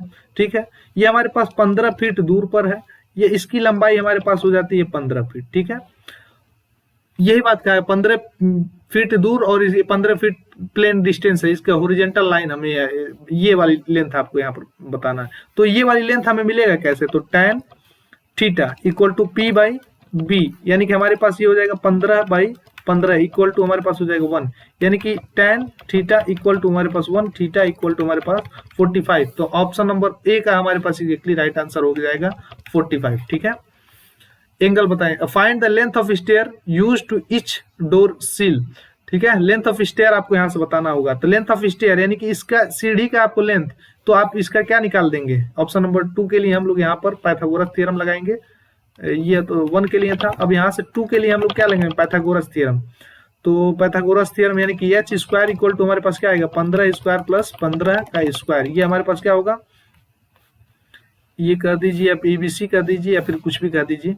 ये हमारे पास क्या होगा, root H equal to root 15 square plus 15 square. ठीक है, अब इसको आप लोग कर सकते हैं 15 अंडर रूट 2, कुछ भी कर सकते हैं, तो जो भी आप करना चाहें तो कर दे, यानी कि ऑप्शन नंबर 2 का भी आंसर हमने कर दिया। ऑप्शन नंबर 3 हमसे क्या कह रहा है कि if 20 feet along stair is inclined at angle of 60 degree तो please find the door above the ground, आपको ये टर्म यूज करना है। ठीक है, यानी कि आप लोग यहाँ पर सिंपली साइन 60 का यूज करेंगे जो कि होता है h/20, और इसको हम लोग क्या लिख सकते हैं, साइन 60 को under root 3/2 equal to h/20। ठीक है, और यहाँ से हमारे पास h इक्वल आ जाएगा 10 अंडर रूट 3 और h इक्वल आ जाएगा 10 इंटू 1.732 और इसकी वैल्यू हमारे पास आ जाएगी 17.32।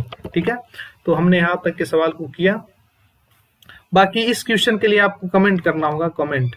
ठीक है, कमेंट करिएगा तब हम आगे प्रोसीड कर रहे होंगे। तब तक के लिए आप सभी को थैंक यू।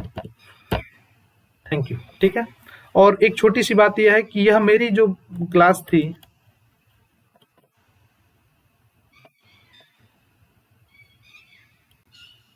हाँ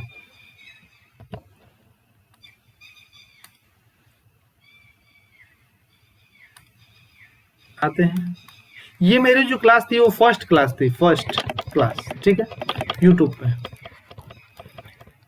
पे, और मैं आपके लिए वर्क करना चाहता हूँ, हर सब्जेक्ट के लिए 10-10 साल के पीवाईक्यू को सॉल्व कराना चाहता हूँ। तो ऐसे करने के लिए आपको क्या करना होगा, मेरे चैनल को सब्सक्राइब कर लेना, लाइक कर देना वीडियो को, लाइक, और फिर कमेंट में लिख दीजिएगा कि सर ये चीज कराओ, वो चीज कराओ, तो उस हिसाब से मैं आपको पढ़ा दूंगा। ठीक है मेरे भाई, पहला लेक्चर था, थोड़ा सा सपोर्ट, थोड़ी कमियां रही होंगी, इसको आप लोग थोड़ा सा सपोर्ट मुझे करिएगा, और फिर जैसा आप कहेंगे कमेंट में वैसा ही मैं आपको सॉल्यूशन प्रोवाइड कराने का प्रयास करूंगा। थैंक यू, मिलते हैं नेक्स्ट डे किसी और लेक्चर में, तब तक के लिए आप लोग कुछ कमेंट करके जरूर बताना यार। ठीक है, bye bye, tata, bye bye.